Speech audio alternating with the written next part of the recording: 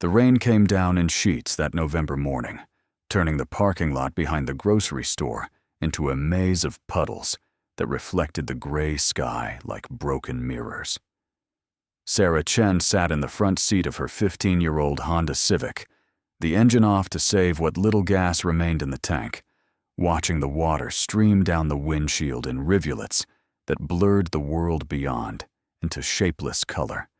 In the back seat, wrapped in every blanket she owned, her daughter Maya slept with the trusting stillness of a 6-month-old who did not yet understand that the car was not supposed to be home. Sarah's hands rested on the steering wheel, fingers white-knuckled despite the cold that had seeped into her bones hours ago. She had not slept. The night had been too cold, too loud with the sound of trucks rumbling past on the highway, and too filled with the constant awareness that this was her 3rd week living in the car, and she still had no plan beyond surviving until tomorrow. The dashboard clock blinked 6:47 a.m. In 13 minutes, the grocery store would open, and she would have to move the car before the manager noticed she had parked there overnight again. He had been kind the first time, pretending not to see. The second time, he had knocked on her window and told her gently that he couldn't let her stay, that corporate had rules, that he was sorry. She had nodded, started the engine, and driven 3 blocks away to a different lot. But she always came back to this one because the streetlight here stayed on all night, and she felt safer in the light. Maya stirred, her small fist emerging from the cocoon of blankets to wave briefly in the air before settling again. Sarah turned to look at her daughter, the tiny face still soft with sleep, dark lashes resting against round cheeks. 6 months old, 26 weeks of life, and already Maya had known more uncertainty than any child should. Sarah had tried so hard to give her stability, to be the mother she deserved. But the universe, it seemed, had other plans. It had started with the pregnancy. Unplanned, yes, but not unwanted.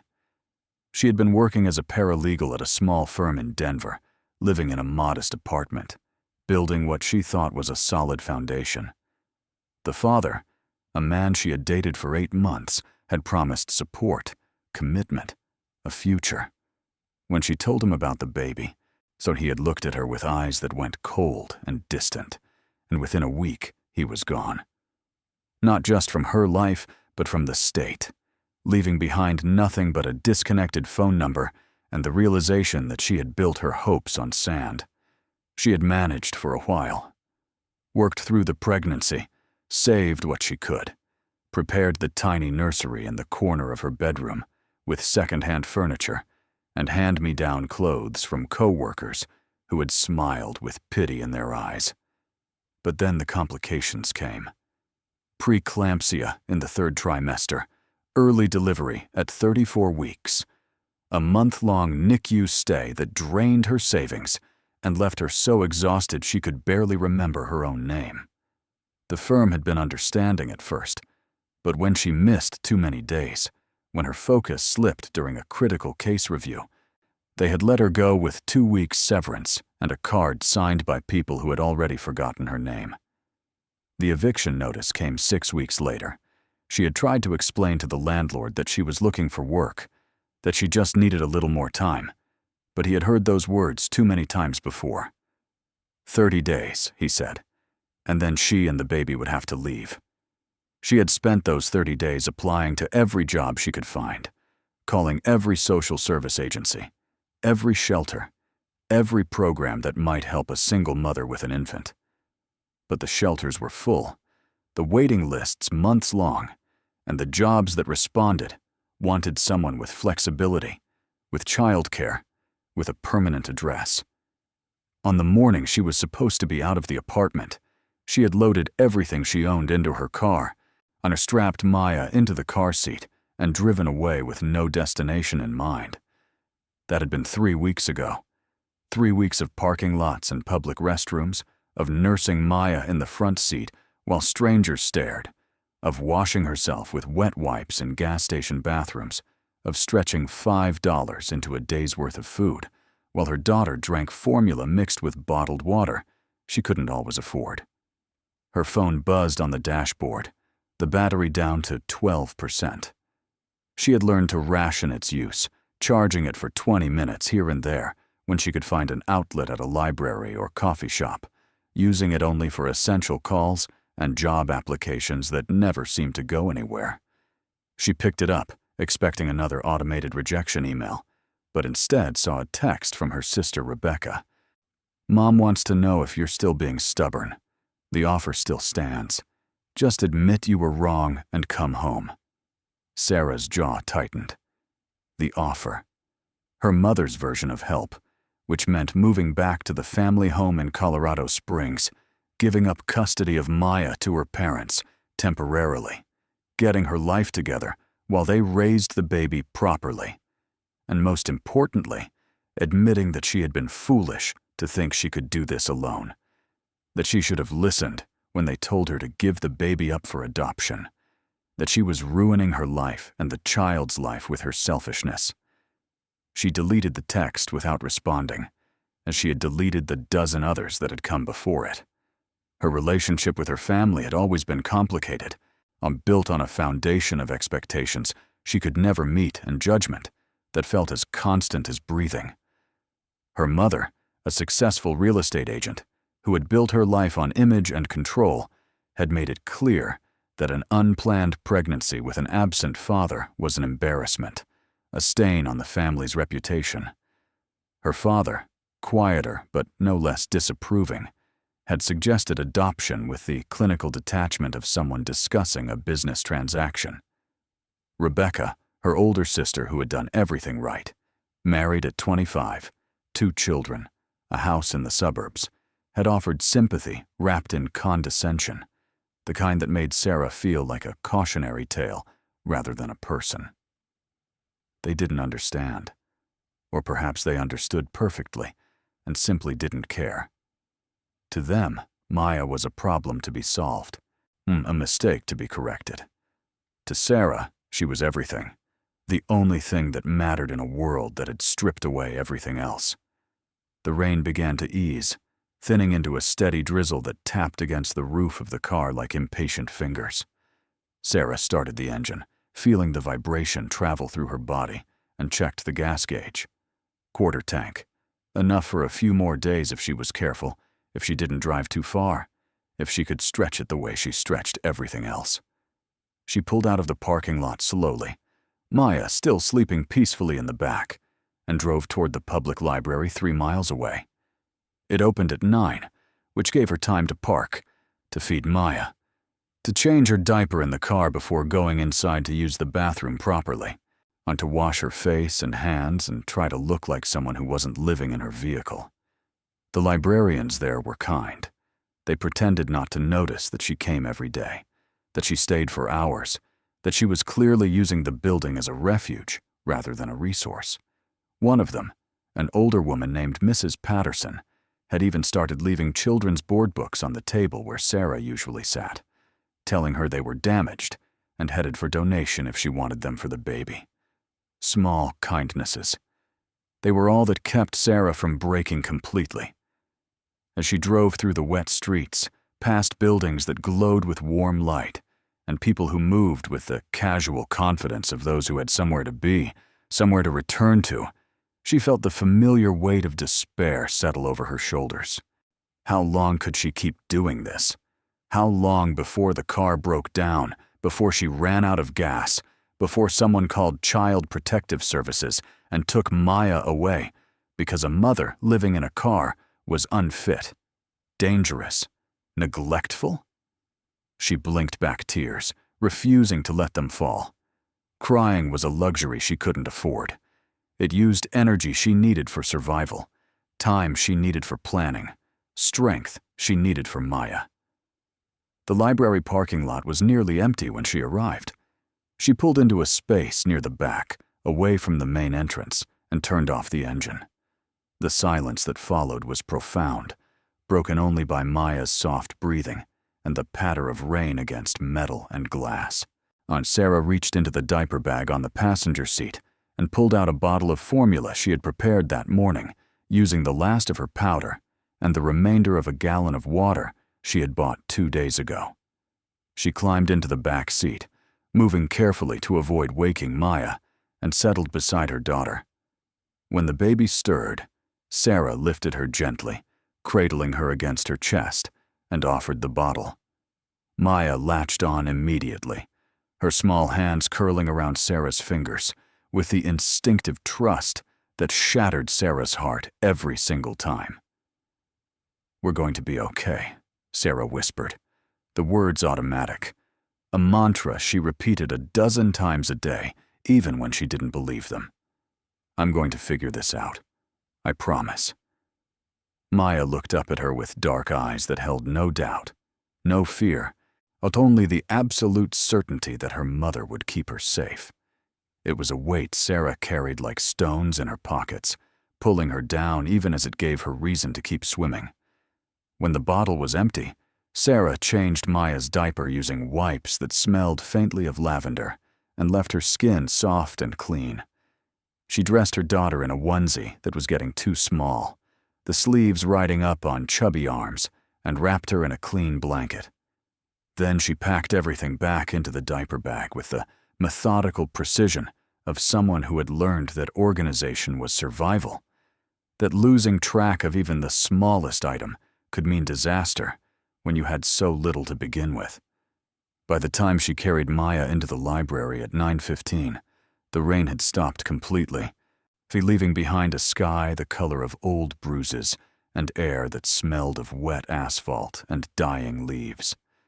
Mrs. Patterson was at the front desk, her reading glasses perched on her nose, her gray hair pulled into a neat bun. She looked up when Sarah entered and smiled warmly. "Good morning, Sarah.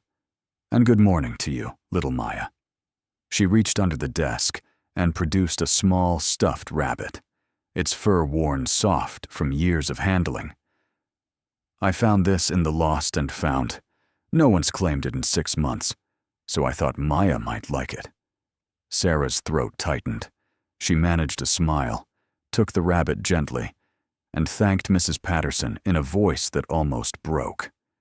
These small acts of kindness from strangers hurt almost as much as they helped, reminding her of what the world could be, what it should be, and how far she had fallen from it.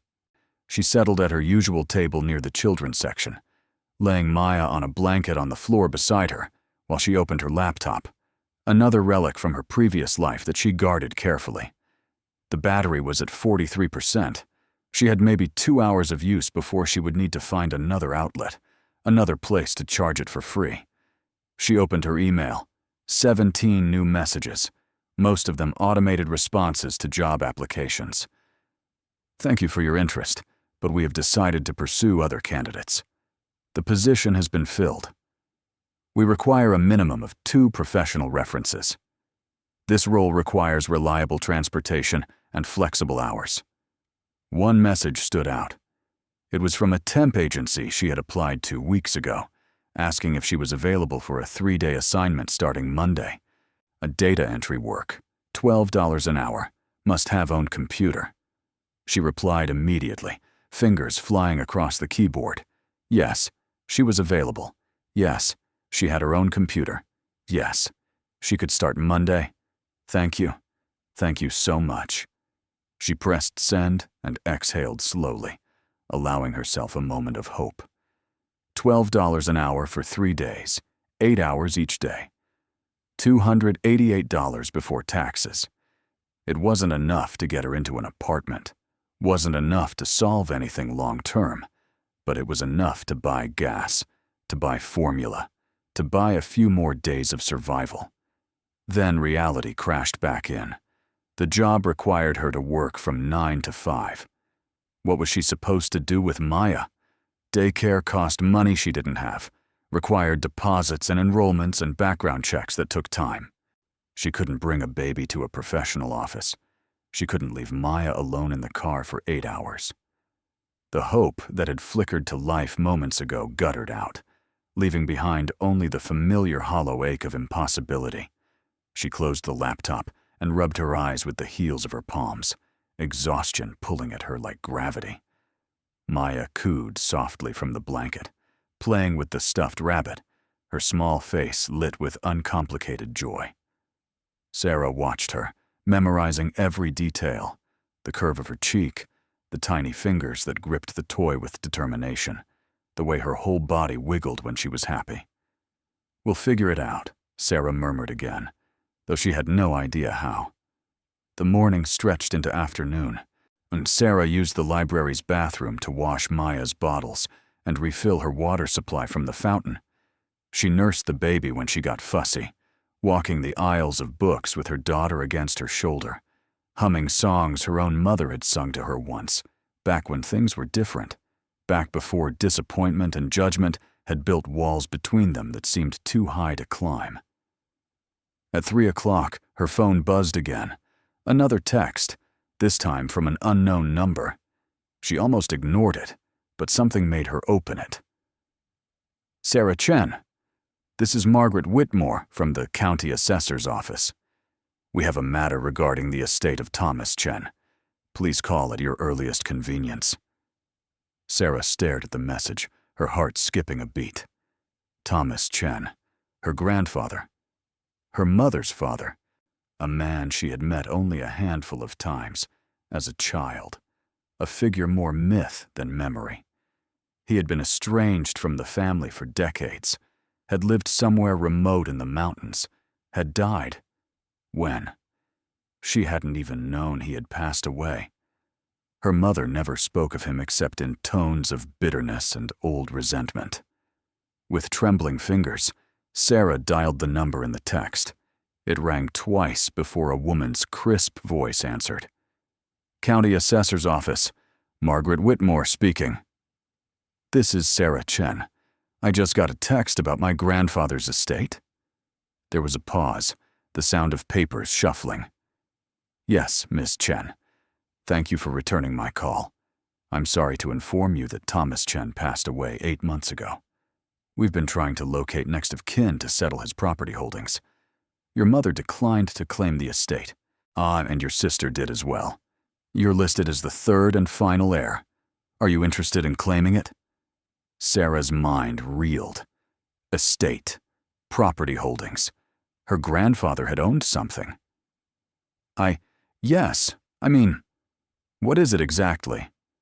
Another pause. "A parcel of land in Gilpin County, Colorado. Approximately 40 acres with an old mining claim attached. The property is in significant disrepair and has been assessed as having minimal value. There are back taxes owed, which the heir would be responsible for, but the amount is nominal. Currently, $847. Sarah's hope died before it could fully form. Land she couldn't use, in a place she couldn't live, with taxes she couldn't pay. Of course, even inheritance was just another bill she couldn't afford. "The property itself," Margaret continued, her tone suggesting she was reading from a document, "is located near an abandoned mining town called Caribou Creek. The structures on the land are listed as uninhabitable. The mine entrance has been classified as collapsed and sealed. Honestly, Miss Chen, I'm obligated to inform you that the county is prepared to take possession if you decline. The land has no commercial value, and the taxes would likely exceed any benefit you'd receive." "What would I need to do to claim it?" Sarah heard herself ask, though she didn't know why. What good was abandoned land? What use was a collapsed mine? "You'd need to come to our office, sign the transfer documents, and pay the back taxes. If you can't pay the full amount, we can set up a payment plan. But the property would remain in county possession until the debt is satisfied." Margaret's voice softened slightly. "If I may speak frankly, Ms. Chen, you might be better off declining. The property is essentially worthless, and taking it on would only create financial obligation." Sarah looked down at Maya, who had fallen asleep on the blanket, the stuffed rabbit clutched in her tiny fist. Worthless land, collapsed mine, back taxes. Another person might have hung up, might have declined politely and moved on. But Sarah was not in a position to be rational. She was in a position of desperation, and desperate people considered options that made no sense to anyone else. How much are the back taxes again? $847. Sarah had $63 in her checking account, and maybe $40 in cash scattered through her car and bag. She had no way to get $847, no way to pay even a fraction of it. But somewhere in the back of her exhausted, sleep-deprived mind, an idea was forming. Wild, probably stupid, definitely risky. But the kind of idea that comes when you've run out of safe options. If I paid just $1, Sarah said slowly, could I at least see the property? Go look at it before deciding. Margaret was quiet for a moment. Technically, you could visit the property at any time. It's not secured, just remote. But I wouldn't recommend it, Miss Chen. It's not safe, not maintained. And what if I offered to buy it from the county for $1? Sarah interrupted, the words tumbling out before she could stop them. I can't pay the back taxes right now, but if the county considers it worthless anyway, would they accept $1 to transfer it and wipe the tax debt? Another longer pause. That's highly irregular. I'd have to check with my supervisor. Why would you want to take on property you can't afford and can't use? Because I have nowhere else to go, Sarah thought. Because living in a car with a 6-month-old is killing me slowly. Because maybe, just maybe, even a collapsed mine on worthless land has a roof, has walls, has something more than a parking lot and a back seat. I just want to know if it's possible, Sarah said, keeping her voice steady. If you could find out, I'd appreciate it. Margaret sighed, the sound of someone who had dealt with desperate people before and knew better than to argue. I'll check. Give me your number, and I'll call you back within a day or two. Sarah provided her cell phone number, thanked Margaret, and ended the call. She sat there for a long time, staring at the phone in her hand, wondering if she had just done something incredibly smart or impossibly foolish. That evening, as she drove back to the grocery store parking lot with Maya sleeping in the back seat, Sarah couldn't stop thinking about the land. 40 acres in the mountains, a collapsed mine, uninhabitable structures. Her mother and sister had both declined it, which meant they saw no value in it whatsoever. They were probably right. It was probably a trap, a burden disguised as inheritance. But it was also land, space, distance from the city and the people who looked at her with pity or judgment. And maybe, just maybe, it was something she could turn into a chance. 2 days later, Margaret called back. Sarah answered on the second ring, her heart pounding. Miss Chen, I spoke with my supervisor, and frankly, with county legal counsel. The property has been on our books as a liability for years. The back taxes are more than the land is worth, and we've been unable to sell it at auction. They're willing to accept a $1 payment in exchange for full transfer of the deed and forgiveness of all back taxes. Sarah's breath caught. Really? Really? But I need to be very clear with you. This is not a good deal for you. The land is remote, the structures are dangerous, and there are no utilities. If you're thinking about living there, I strongly advise against it. And the county will require you to sign a waiver acknowledging the condition and releasing them from any liability. I understand, Sarah said, her voice steadier than she felt. When can I come sign the papers? Whenever you'd like. We're open weekdays until 5. Sarah looked at the clock in her car. It was 10:47 a.m. on a Thursday. Maya was awake, fed, and content in her car seat. Sarah had half a tank of gas and enough formula for 2 more days. I'll be there in an hour, she said. The county assessor's office was in a squat government building that smelled of old carpet and photocopier toner. Margaret Whitmore turned out to be a woman in her 50s, with kind eyes and a no-nonsense demeanor. She laid out the paperwork on her desk, while explaining each document in detail, while Sarah signed, her hand shaking slightly. When it came time to pay, Sarah pulled a crumpled dollar bill from her wallet and placed it on the desk. Margaret looked at it for a long moment, then at Sarah, then at Maya, sleeping in her carrier on the floor. "You know," Margaret said quietly, "I'm not supposed to do this, but I'm going to give you the GPS coordinates and a map of the property. The roads are rough, especially after rain. Four-wheel drive is recommended, but I've seen smaller cars make it if you're careful. There's a town about 15 miles from the property, Caribou Creek, or what's left of it. Maybe a dozen people still live there. There's a general store that's open a few days a week. If you need anything, they might help." She slid a printed map across the desk, the property boundaries marked in red. The main structure is an old office building from when the mine was operational. It's probably not safe to enter, but if you do, watch for rotten floorboards and unstable walls. The mine entrance itself is sealed with concrete and marked with danger signs. Don't go near it. Sarah took the map, folding it carefully. "Thank you." Margaret studied her for a moment longer. "Can I ask why you're doing this?" Sarah met her gaze, saw the genuine concern there, and felt something crack inside her chest. "Because I don't have anywhere else to go." Understanding flickered across Margaret's face. She didn't offer sympathy or advice.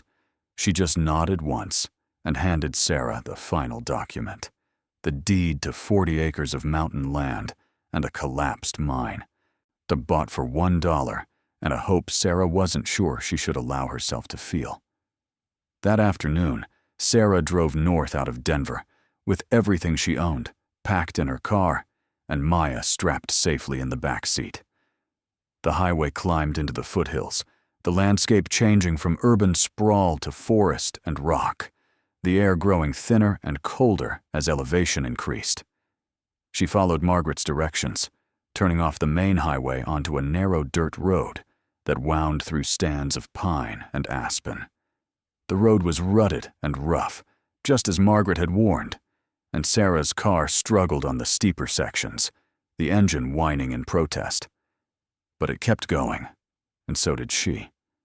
After an hour of slow, careful driving, she reached a faded wooden sign that read, "Caribou Creek, 2 miles." The town, when she reached it, was more ghost than living settlement. A handful of weathered buildings lined what had once been a main street, most of them boarded up and sagging under the weight of decades. The general store Margaret mentioned was identifiable only by a hand-painted sign and a single light bulb glowing in the window. Sarah didn't stop.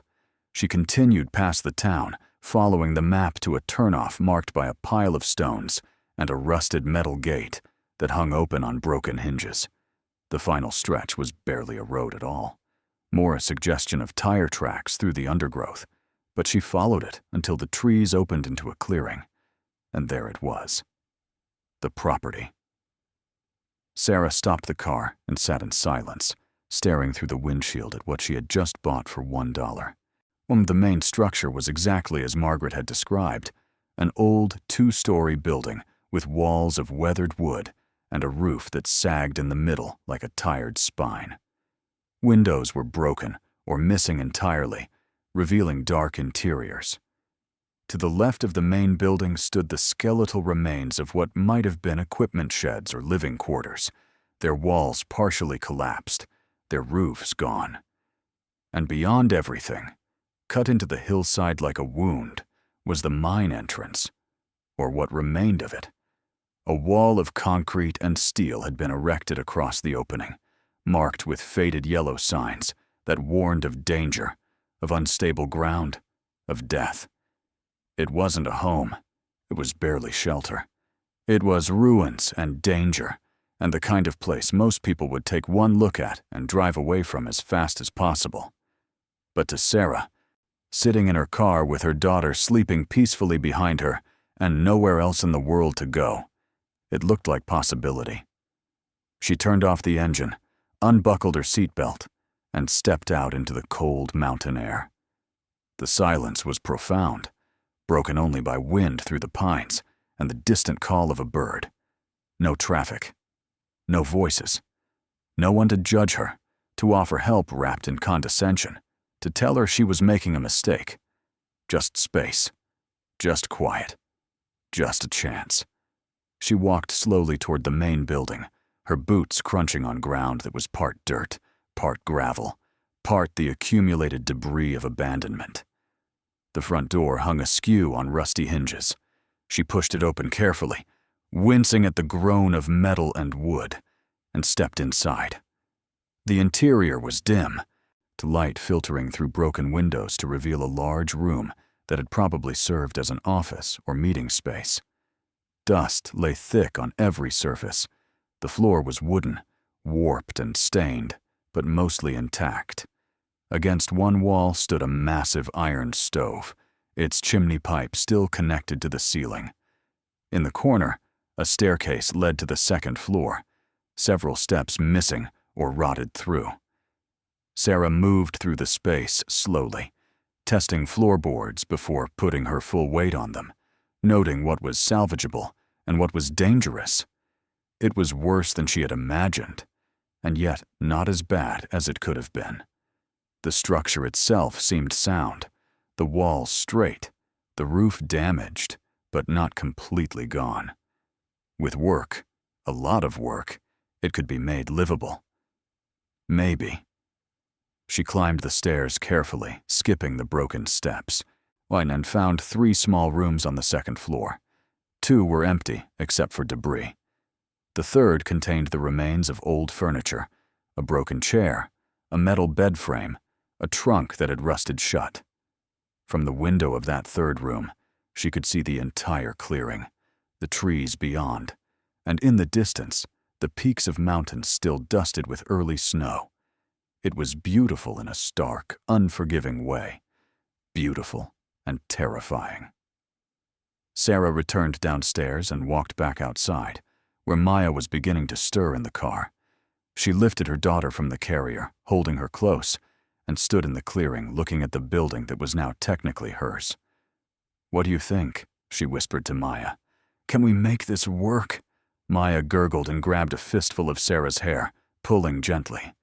Sarah laughed, the sound strange and rusty from disuse, and kissed her daughter's forehead. Night would fall soon. She needed to decide whether to stay or drive back to Denver, to the parking lots and libraries, and the grinding impossibility of life in the car.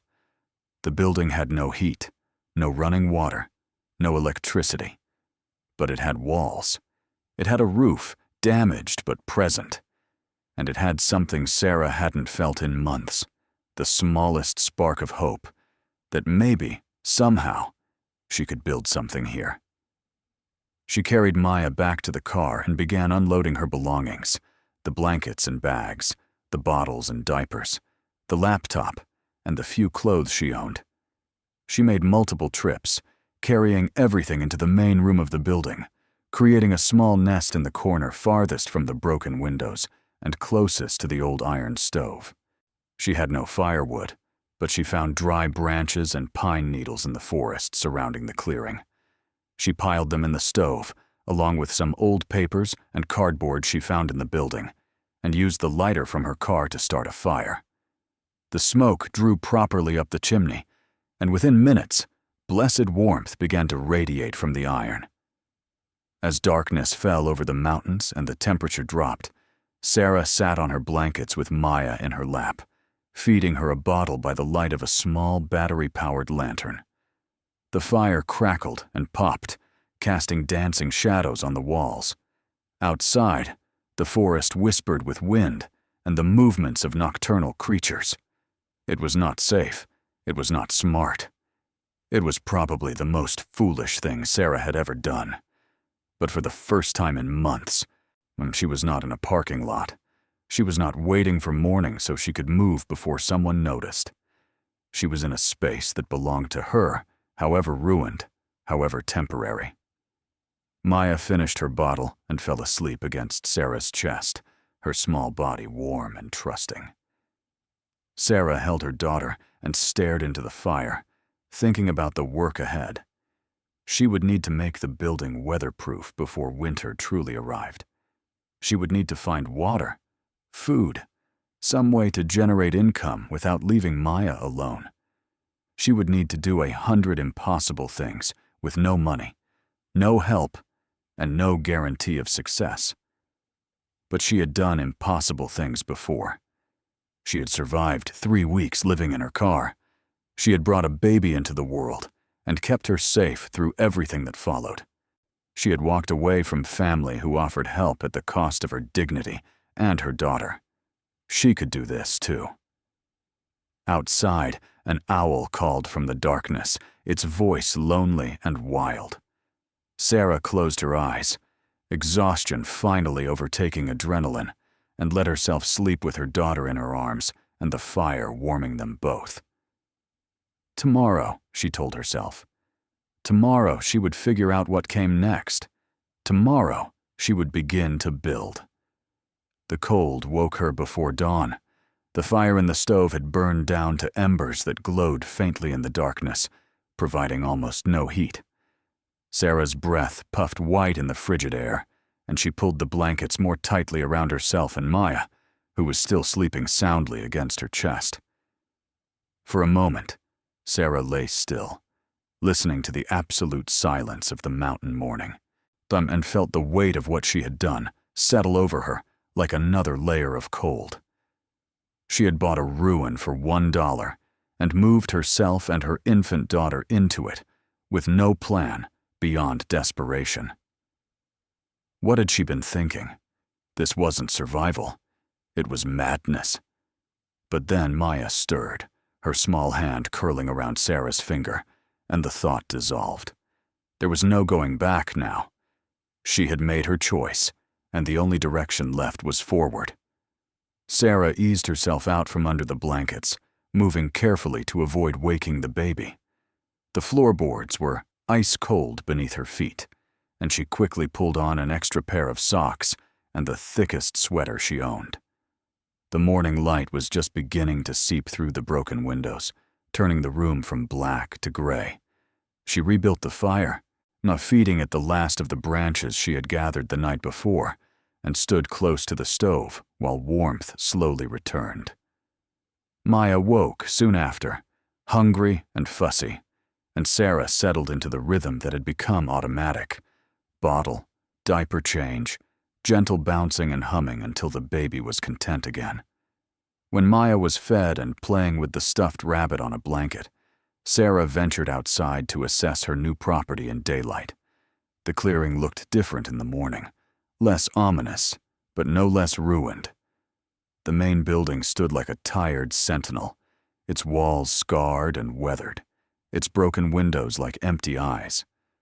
The collapsed outbuildings scattered around it seemed even more hopeless in the harsh light, piles of rotted lumber and rusted metal that would need to be cleared before they became hazards.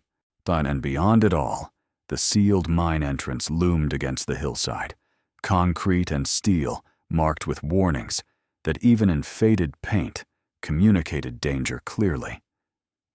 Sarah walked the perimeter of the property slowly, noting everything. There was a collapsed well near what had once been a garden, its stones tumbled and overgrown with weeds. A creek ran along the eastern boundary, its water clear and cold, flowing down from the mountains. That was good. Water was essential, even if she'd have to boil it before drinking. There were plenty of fallen trees and dead wood for fuel, at least for now.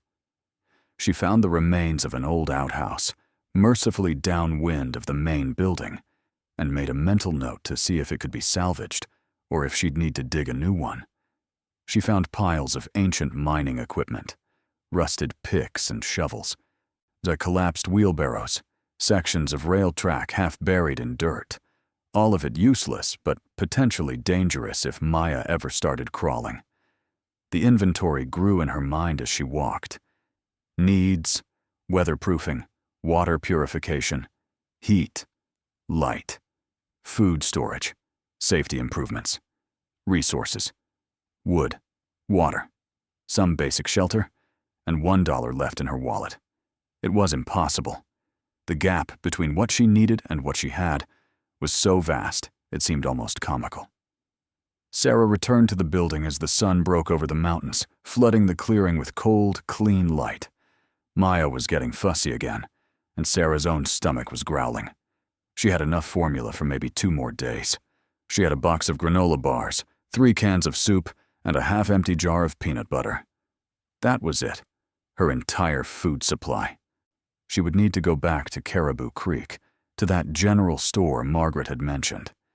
She would need to buy supplies with money she didn't have. The temp job she'd been offered wouldn't start until Monday, which was 5 days away, and even then, she had no way to do the work from here. No internet, no electricity, no cell service. She checked her phone and confirmed 0 bars. One problem at a time, she told herself. The same mantra that had gotten her through the past months.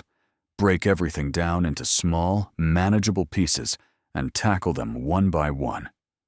First, secure the building enough to keep them safe and warm through the next few nights. She spent the morning gathering more wood, dragging fallen branches from the forest to the clearing and breaking them into stove-sized pieces using a rock and her boot heel. It was exhausting work made harder by Maya, who couldn't be left alone and had to be carried or kept nearby at all times. Sarah fashioned a makeshift sling from one of her blankets and tied it around her torso, settling Maya against her chest, where the baby could see what was happening and stay warm against Sarah's body. By noon, she had enough wood stacked inside to last several days. Her arms ached, her back screamed in protest, and she was covered in dirt and pine sap. But the fire was roaring, the room was warm, and Maya was content. Next, water. Sarah found an old metal bucket among the debris, cleaned it as best she could, and carried it to the creek. The water was shockingly cold, so clear she could see every stone on the bottom. She filled the bucket, carried it back to the building, and set it near the fire to warm. She would need to boil it before drinking, which meant she'd need a pot. She had one small camping pot in her car, barely big enough for 2 cups of water. It would have to do. While the water heated, Sarah took stock of her supplies more carefully. She laid everything out on the floor like an inventory. 3 blankets, 1 sleeping bag with a broken zipper, 10 diapers, 1 package of wipes, 3 bottles, formula for 2 days, the granola bars and soup, her laptop with a dying battery, a first aid kit, a flashlight with weak batteries, a pocket knife, and $42 in cash. Looking at it all spread out made the impossibility even clearer. This wasn't enough to survive a week, let alone the winter that was coming. Sarah's phone, sitting on the floor beside her, suddenly buzzed. She picked it up, and was surprised. She'd had no signal for hours. The notification was from an email that must have come through before she lost connection. She opened it. It was from the temp agency. The 3-day job she'd been offered had been canceled. Client decided to hire internally. Sorry for the inconvenience. Sarah stared at the screen until the words blurred. That job had been her only source of income, her only chance at buying formula and food, and maybe getting ahead enough to figure out what came next. And now it was gone. She set the phone down carefully, afraid that if she moved too quickly she might throw it, might scream, might fall apart completely. Maya looked up at her with wide, trusting eyes, and Sarah forced her face into a smile, forced her voice to stay light. "It's okay," she whispered. "Vi will figure it out." But for the first time since arriving at the mine, Sarah wasn't sure she believed it. That afternoon, she drove into Caribou Creek with the last of her gas and most of her remaining cash. The general store was exactly as she'd imagined. A small, weathered building with a hand-painted sign and windows so dusty they were nearly opaque. A bell chimed when she pushed open the door, and the smell of old wood and coffee hit her immediately. The interior was cramped, Shelves stocked with an odd assortment of canned goods, basic supplies, and items that looked like they'd been sitting there for decades. Behind the counter stood a man who might have been 60 or 80, his face weathered and unreadable, his eyes sharp beneath bushy gray brows. "Help you?" he asked, his voice gruff but not unkind. "No, I need some supplies," Sarah said, shifting Maya in the sling. "Just basics. Formula, if you have it. Maybe some canned food." The man studied her for a long moment, his gaze taking in her disheveled appearance, the baby strapped to her chest, the car parked outside with its packed interior visible through the windows. Something in his expression shifted. "You the one who bought the old Chen mine?" Sarah blinked. "How did you?" "Small town, word travels. Margaret Whitmore's cousin lives down the road." He gestured toward the shelves. "Take what you need. We can settle up later." "I can pay," Sarah said quickly, even though she knew her $42 wouldn't cover much. "Didn't say you couldn't. Just said we can settle later. Winter's coming fast up here. You got heat?" "A wood stove, it works." He nodded slowly. "Well, that's something. You know how to maintain it? Clean the chimney, manage the damper?" Sarah hesitated. "I can learn." The man almost smiled. "Suppose you'll have to." He pulled a piece of paper from beneath the counter and started writing. "My name's Frank Garrett. Store hours are Tuesday, Thursday, Saturday, 9 to 4. You need something outside those hours. You're out of luck. I'll put together a credit account for you. Nothing fancy, just what you buy and when. You pay when you can." Sarah's eyes stung. "I don't know when I'll be able to—" "Didn't ask. You're living up at that mine with a baby. You're either crazy or desperate, and neither one's any of my business. But I'm not going to let a child go hungry because of adult stubbornness." He met her gaze directly. "Pride's a luxury. Right now, you need formula and food. So take them." Sarah nodded, not trusting herself to speak. She selected carefully. 2 cans of formula, beans, soup, rice, a jar of peanut butter, a loaf of bread, matches, candles. Frank added things she hadn't picked: batteries, duct tape, a small medical kit, a tarp. When she tried to protest, he cut her off. "You're going to need these. Trust me." He loaded everything into a box and carried it to her car. As Sarah was buckling Maya back into the car seat, Frank leaned against the doorframe. "The mine's been sealed for 40 years, he said conversationally. "Your grandfather was the one who owned it last, though he never worked it. Just lived up there alone for 3 decades. Folks thought he was crazy, too." Sarah paused. "Did you know him?" "Some. He'd come down for supplies same as you, kept to himself mostly. But he wasn't crazy. He was grieving. Lost his wife and son in a fire back in the 60s. Never recovered." Frank's expression softened slightly. "Point is, people survive up there if they're determined enough. Your grandfather did. Maybe you will too." He pushed off the doorframe and headed back into the store, leaving Sarah standing beside her car with tears she couldn't quite stop streaming down her face. She drove back to the mine with the supplies Frank had given her, her mind churning. Her grandfather had lived here for 3 decades, alone, grieving, surviving in this impossible place. If he could do it, maybe she could too. That evening, as Sarah unpacked the supplies and fed Maya by firelight, she noticed something she'd missed before. On the wall near the staircase, barely visible beneath decades of grime, were carved marks, tally marks maybe, or some kind of measurement. She wiped away the dirt with her sleeve and leaned closer. They weren't random scratches. They were letters, words, carved deeply into the wood as if whoever made them wanted them to last forever. Hope is not foolish when survival is at stake. Sarah traced the letters with her fingertip, her breath catching. Her grandfather's words, maybe, or someone else's who had lived here, who had faced the same impossible odds and chosen to fight anyway. She thought about Frank's words, about her grandfather living here for 30 years. What had he done to survive?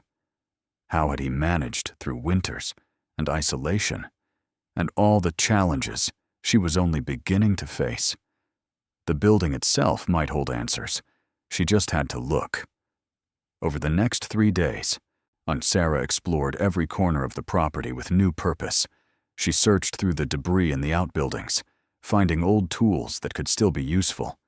A hammer with a loose handle, a saw with a rusty blade, coils of wire, boxes of nails. She cleared the area around the main building, dragging away rotted lumber and rusted metal, creating safer spaces for when Maya started crawling. She learned to maintain the fire, to bank the coals at night so they'd last until morning, to adjust the damper to control the heat. She learned to collect and boil water from the creek, to ration her food, to make every resource stretch as far as possible. And she kept searching. On the 4th day, while clearing debris from what had been a storage room on the 1st floor, Sarah found something unexpected. Beneath a collapsed shelf and years of accumulated dirt was a wooden hatch set into the floor. It was small, maybe 3 feet square, with a rusted metal ring for lifting. Sarah's heart quickened. She cleared away more debris, revealing the full outline of the hatch. It had been deliberately hidden, covered over, forgotten, or protected. She gripped the metal ring and pulled.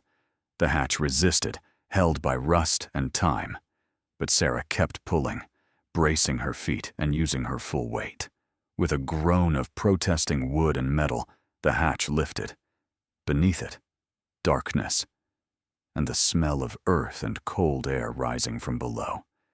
Sarah grabbed her flashlight, tested its weak beam, and shone it down through the opening. A ladder descended into what looked like a cellar or storage space. The wood was old, but appeared solid. She hesitated. Going down there could be dangerous. The ladder might collapse. There could be nothing but dirt and spiders. It could be a waste of precious time and energy. But her grandfather had hidden this hatch deliberately, and Sarah had learned that when you had nothing, you investigated every possibility, no matter how unlikely. She checked on Maya, who was sleeping peacefully near the fire, then turned back to the hatch. Taking a deep breath, Sarah lowered herself onto the ladder and began to climb down into the darkness below. The ladder creaked under Sarah's weight, each rung protesting with sounds that echoed in the confined space below.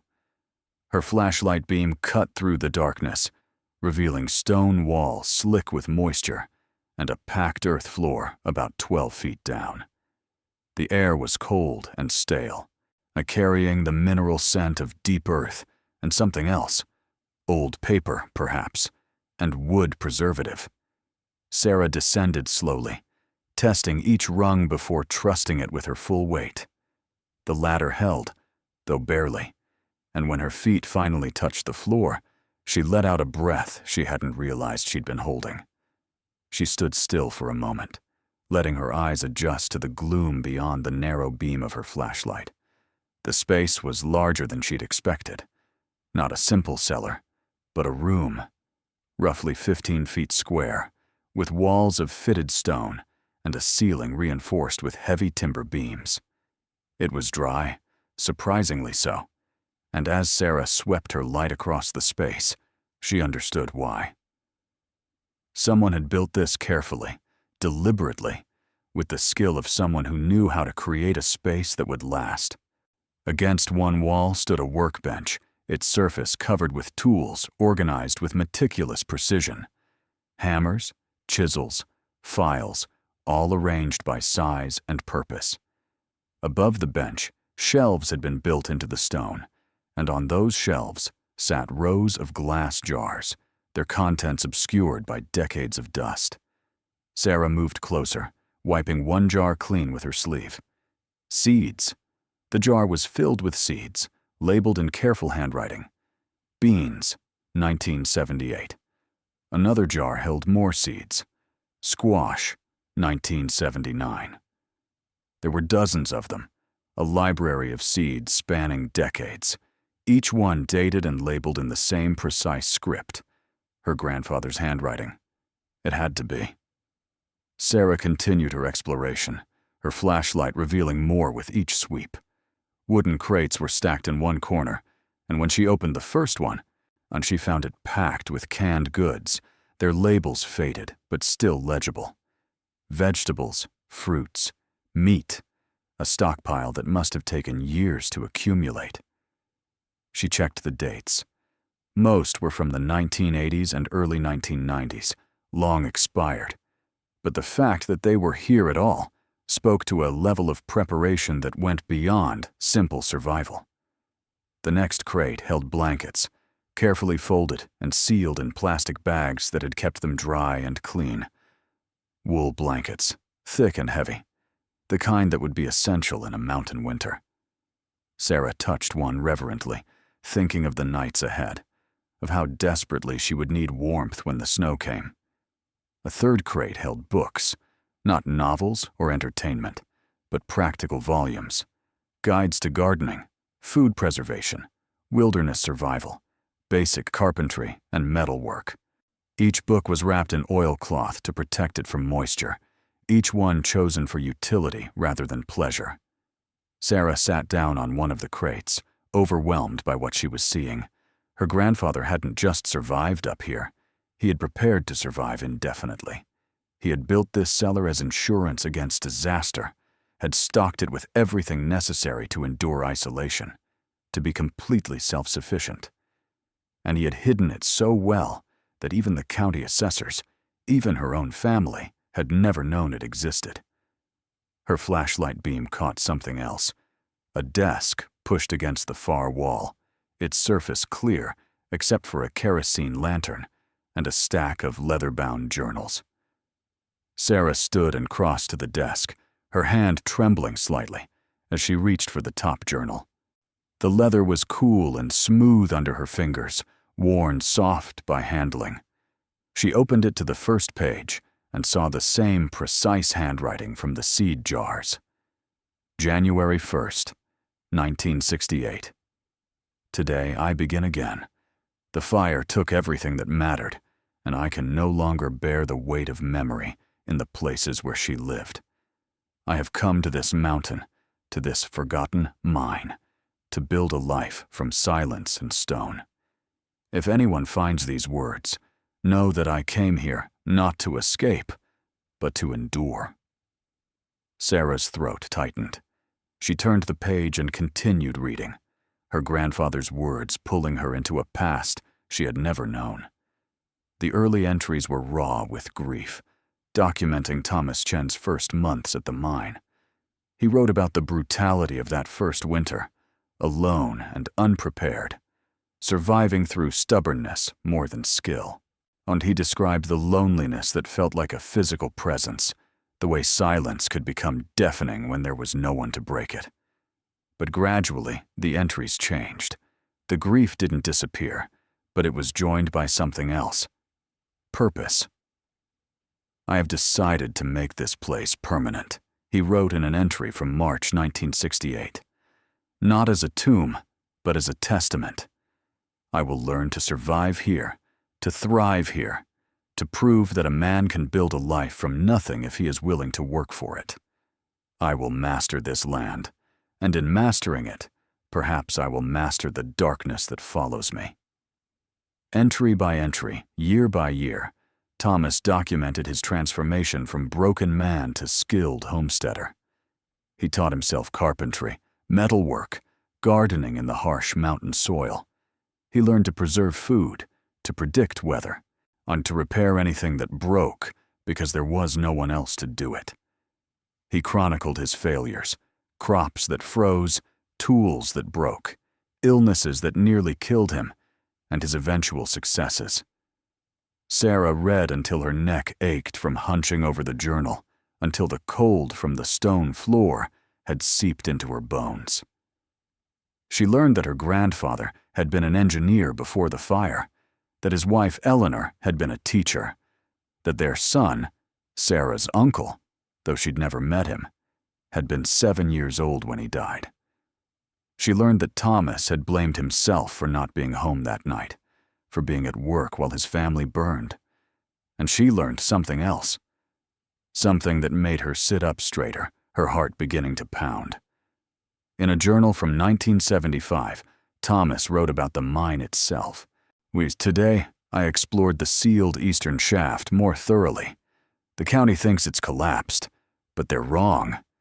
The collapse is only partial, affecting the main entrance and perhaps 50 feet of the primary tunnel. Beyond that, the shaft continues. I found ventilation, air flowing from somewhere deeper. The old maps show that this mine connected to the Caribou Creek system, and if those maps are accurate, there are chambers beyond the seal that were never properly excavated. The company abandoned the work in 1912 when the first collapse killed 3 miners. They sealed it and walked away, leaving whatever ore remained untouched. Sarah's hands tightened on the journal. She flipped forward, looking for more entries about the mine. March 1976. I've been studying the geology reports I found in the old office files. This mountain is rich in silver, far richer than the company ever realized. They were looking in the wrong places, following veins that played out quickly. But there's a secondary formation, deeper and more complex. The maps suggest it runs beneath the sealed section, if I could access it. June 1976. I've been clearing the collapsed section slowly, carefully. It's dangerous work, but I have nothing but time. If there's silver beyond the seal, it could be worth a fortune. Not that I need money. What would I spend it on up here? But the work gives me purpose. And perhaps, if I find something, I could leave it to someone who needs it more than I do. The entries about the mine continued sporadically for years. Thomas described creating new access points, shoring up dangerous sections, mapping chambers that no one else knew existed. And he wrote about finding small veins of ore, about following them deeper, about a growing conviction that something significant lay just beyond his reach. And then, in a journal from 1982, an entry that made Sarah's breath catch. I found it, the main chamber. It took me 7 years, but I've broken through to a space that defies description.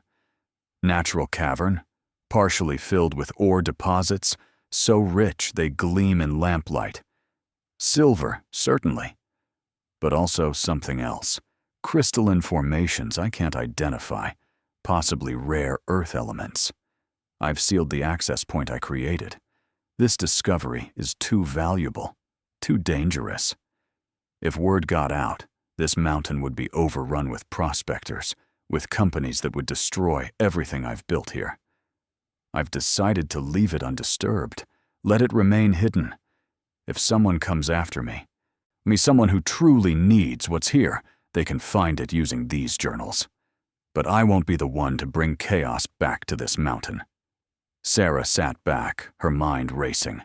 Her grandfather had found a fortune in silver and rare minerals, hidden in chambers beyond the sealed mine entrance. He'd documented it carefully in his journals, and he'd chosen to leave it there, untouched, protected by his silence. Until now. She looked around the cellar with new eyes. This wasn't just a storage room. It was a vault, a place to protect not just supplies, but knowledge. The journals were the key to everything. Sarah climbed back up the ladder, moving quickly now despite her exhaustion. Maya was still sleeping by the fire, her small chest rising and falling with peaceful regularity. Sarah checked her, warm, safe, content, then returned to the hatch and began hauling up the items she needed most. The blankets first, then the books, then the journals. She made multiple trips, her arms burning with effort, until she had everything valuable brought up to the main floor. When she was done, she sat beside the fire with the journals spread around her, reading by firelight while Maya slept. The entries painted a picture of a man who had lost everything and rebuilt himself through sheer determination. And more than that, they provided a blueprint, instructions on how to survive in this harsh place, lessons learned through decades of trial and error. Thomas wrote about water sources and how to maintain them, about the best places to plant crops and when to harvest before the first frost, about repairing the building's roof, about managing the wood stove, are about 100 practical skills Sarah would need to master. But most importantly, he wrote about the mine. The journals from the 1980s contained detailed maps, hand-drawn diagrams showing the layout of the tunnels, the location of the collapsed sections, and the access points Thomas had created. He described exactly how to reach the hidden chamber, what tools were needed, what dangers to watch for. One entry, dated September 1985, included specific instructions. The main access is through the eastern wall of the sealed entrance. Look for the ventilation shaft. It's marked with 3 stacked stones. Behind those stones is a narrow opening, reinforced with timber supports I installed. The passage slopes downward for approximately 200 feet before opening into the first chamber. From there, I follow the natural fissure northeast until you reach the second collapse. I've shored it up, but check the supports before proceeding. Beyond that is the main chamber. He had even drawn diagrams showing the support structures, the angles of the passages, the landmarks to look for. Sarah's hands trembled as she held the journal. This was real. Not a fantasy, not a desperate hope, but documented fact.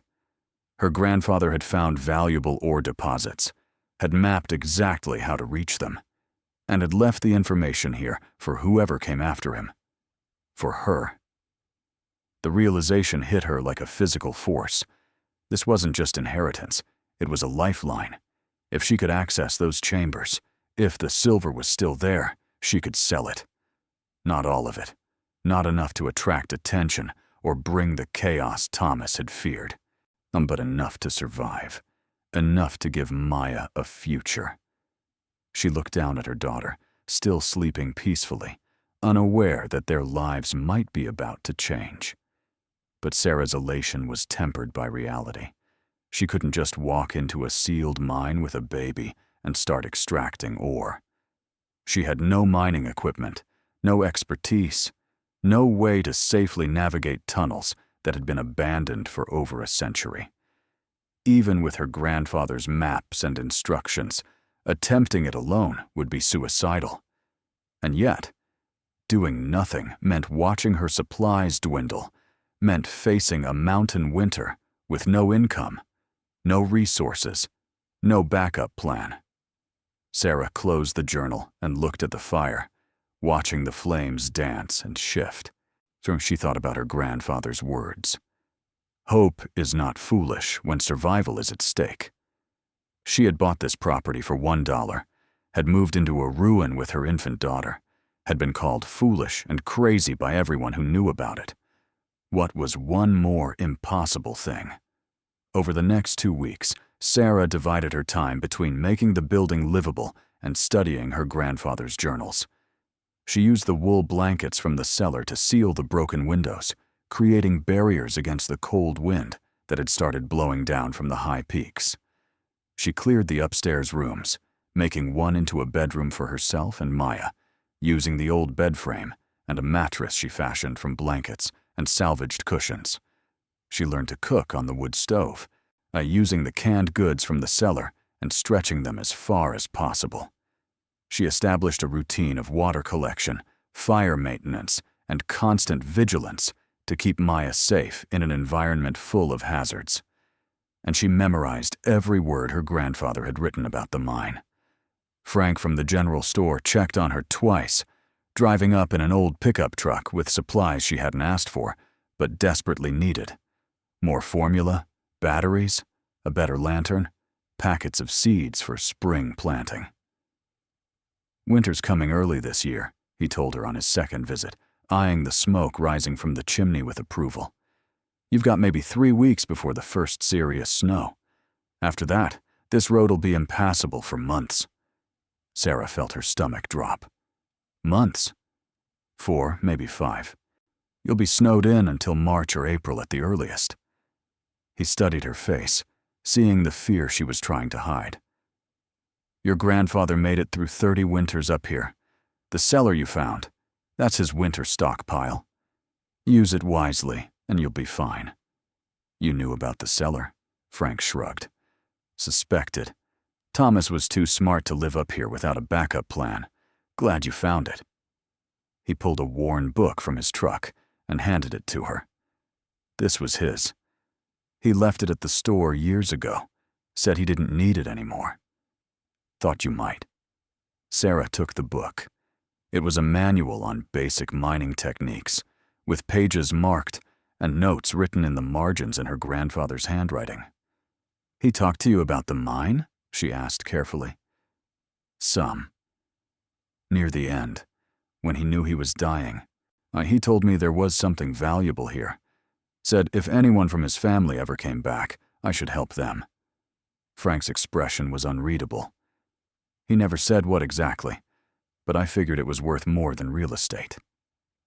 Sarah met his eyes, saw the understanding there, and made a decision. If I needed mining equipment, nothing heavy, just basics, where would I get it? Frank was quiet for a long moment. What are you planning? My grandfather left me more than a collapsed mine. He left me instructions. Frank studied her, his weathered face thoughtful. Finally, he nodded. There's a salvage yard about 50 miles south. Owner's name is Dutch Kowalski. Tell him I sent you. He might have what you need, and he's discreet if you want him to be. I can't pay. Didn't ask if you could. Just tell him Frank sent you. Oh, we'll figure out the rest later. After Frank left, Sarah stood in the clearing holding the mining manual, watching his truck disappear down the rutted road. She was committed now.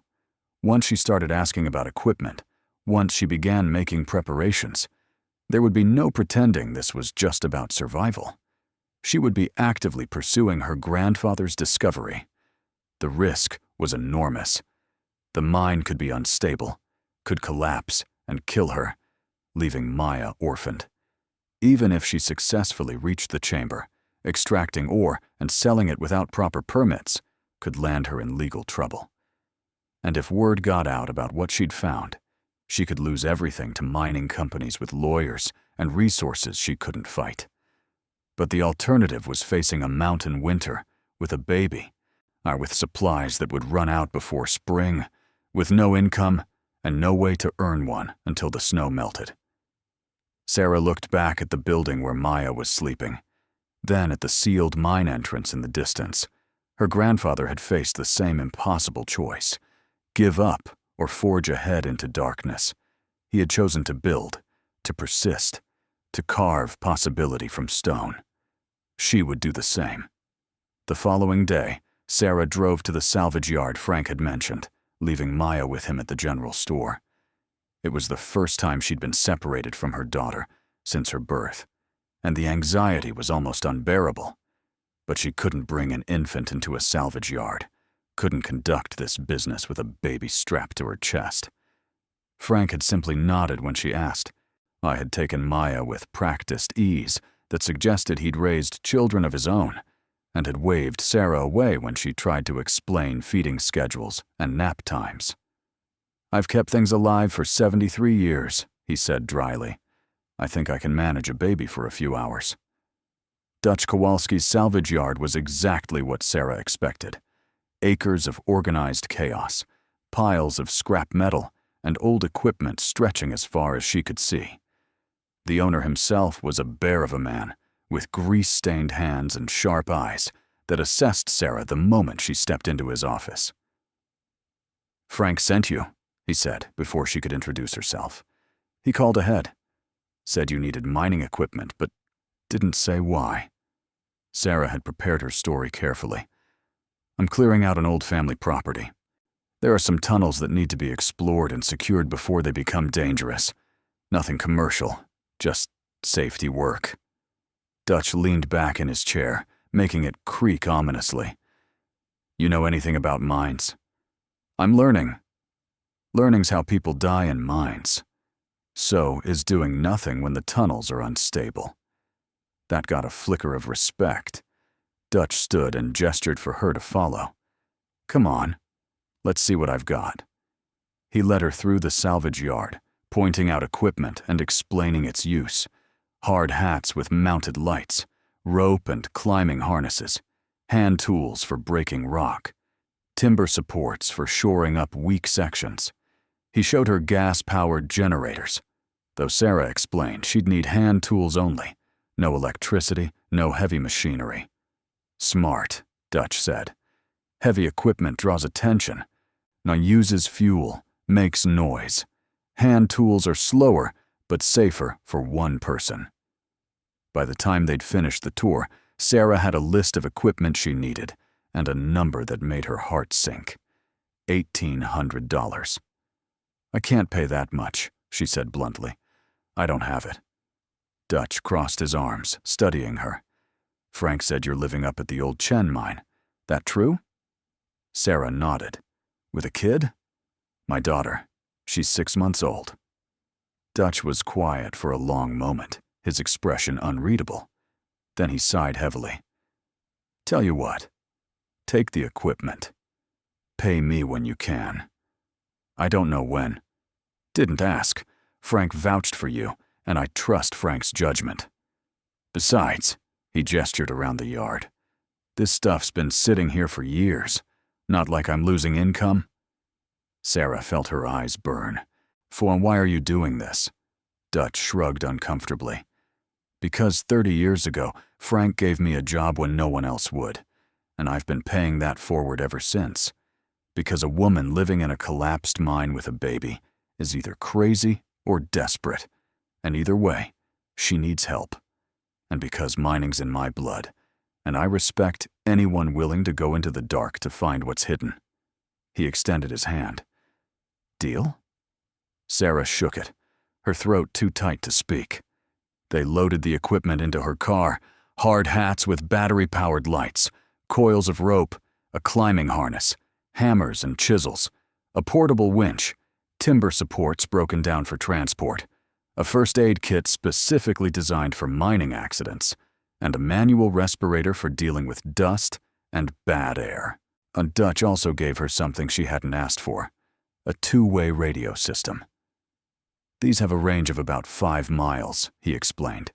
Leave one at your base, take one into the mine.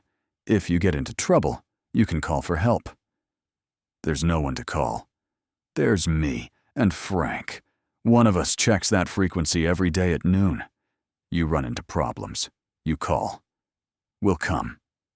Sarah stared at the radios, overwhelmed by the kindness of near strangers who had no reason to help her beyond the fact that she needed it. When she returned to Caribou Creek to collect Maya, she found her daughter content and well-fed, sitting in Frank's lap while he read to her from a children's book that looked older than Sarah herself. She's a good baby, Frank said, handing Maya over. Didn't fuss once. Sarah held her daughter close, breathing in the familiar scent of her, feeling the tension drain from her shoulders. Thank you. For everything. Frank waved it away. Dutch give you what you needed. More than I deserved. You deserve what you need to survive. Don't confuse the two. He looked at her seriously. You know what you're doing is dangerous. I know. And you're doing it anyway. I don't have a choice. Frank nodded slowly. Your grandfather said the same thing 30 years ago when I first met him. Determined people either succeed or die. Trying. Try to be the first kind. That night, Sarah unpacked the mining equipment in the cellar, organizing it carefully the way her grandfather had organized his tools. She laid out the ropes, checked the harness buckles, tested the headlamp batteries.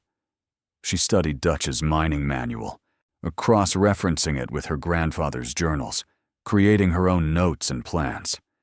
She couldn't do this immediately. She needed to prepare more thoroughly, needed to understand exactly what she was facing. The journals said late November was possible for mine work. cold enough to reduce the risk of gas pockets, dry enough that water infiltration would be minimal. That gave her 2 weeks. Sarah spent those weeks in constant motion. She reinforced the building's weatherproofing, sealed every gap and crack, stocked the cellar with wood for the winter. She studied her grandfather's maps until she could visualize the tunnel layout with her eyes closed. She practiced with the climbing equipment, building her strength and confidence. And she made arrangements for Maya. That was the hardest part. Well, she couldn't bring her daughter into the mine. The risk was unconscionable. But she also couldn't leave Maya alone in the building for hours. The only solution was to bring her to Frank, to ask him to watch her daughter while Sarah descended into darkness. When she proposed it, Frank didn't hesitate. "Bring her the morning you're ready. She can stay here until you come back. It might be all day. Then it's all day. I've got nowhere else to be. If something happens to me—" "Nothing's going to happen to you," Frank said firmly. "But if it does, I'll make sure Maya's taken care of. You have my word." Sarah blinked back tears. "I barely know you. Why would you do this?" Frank's expression softened. "Because Thomas Chen was a friend, even if he didn't think he deserved friends. Because that baby deserves a chance. And because sometimes people help each other just because it's right." The night before she planned to enter the mine, Sarah sat by the fire with Maya in her lap, the journal spread around her. She had marked the pages she needed, had memorized the route, had prepared as thoroughly as possible. But fear sat heavy in her chest, whispering that she was making a terrible mistake, that she was risking everything on the word of a dead man's journals. She looked down at Maya, who was playing with the stuffed rabbit Frank had given her months ago, back when Sarah was still living in her car, and the mine was just a desperate gamble. So much had changed since then. She had changed, from a woman barely surviving to someone fighting to build a future. "Tomorrow," she whispered to her daughter, "everything changes. Either I find what's hidden in that mountain, or I accept that this is as good as it gets. Either way, I need you to know that every choice I've made has been for you."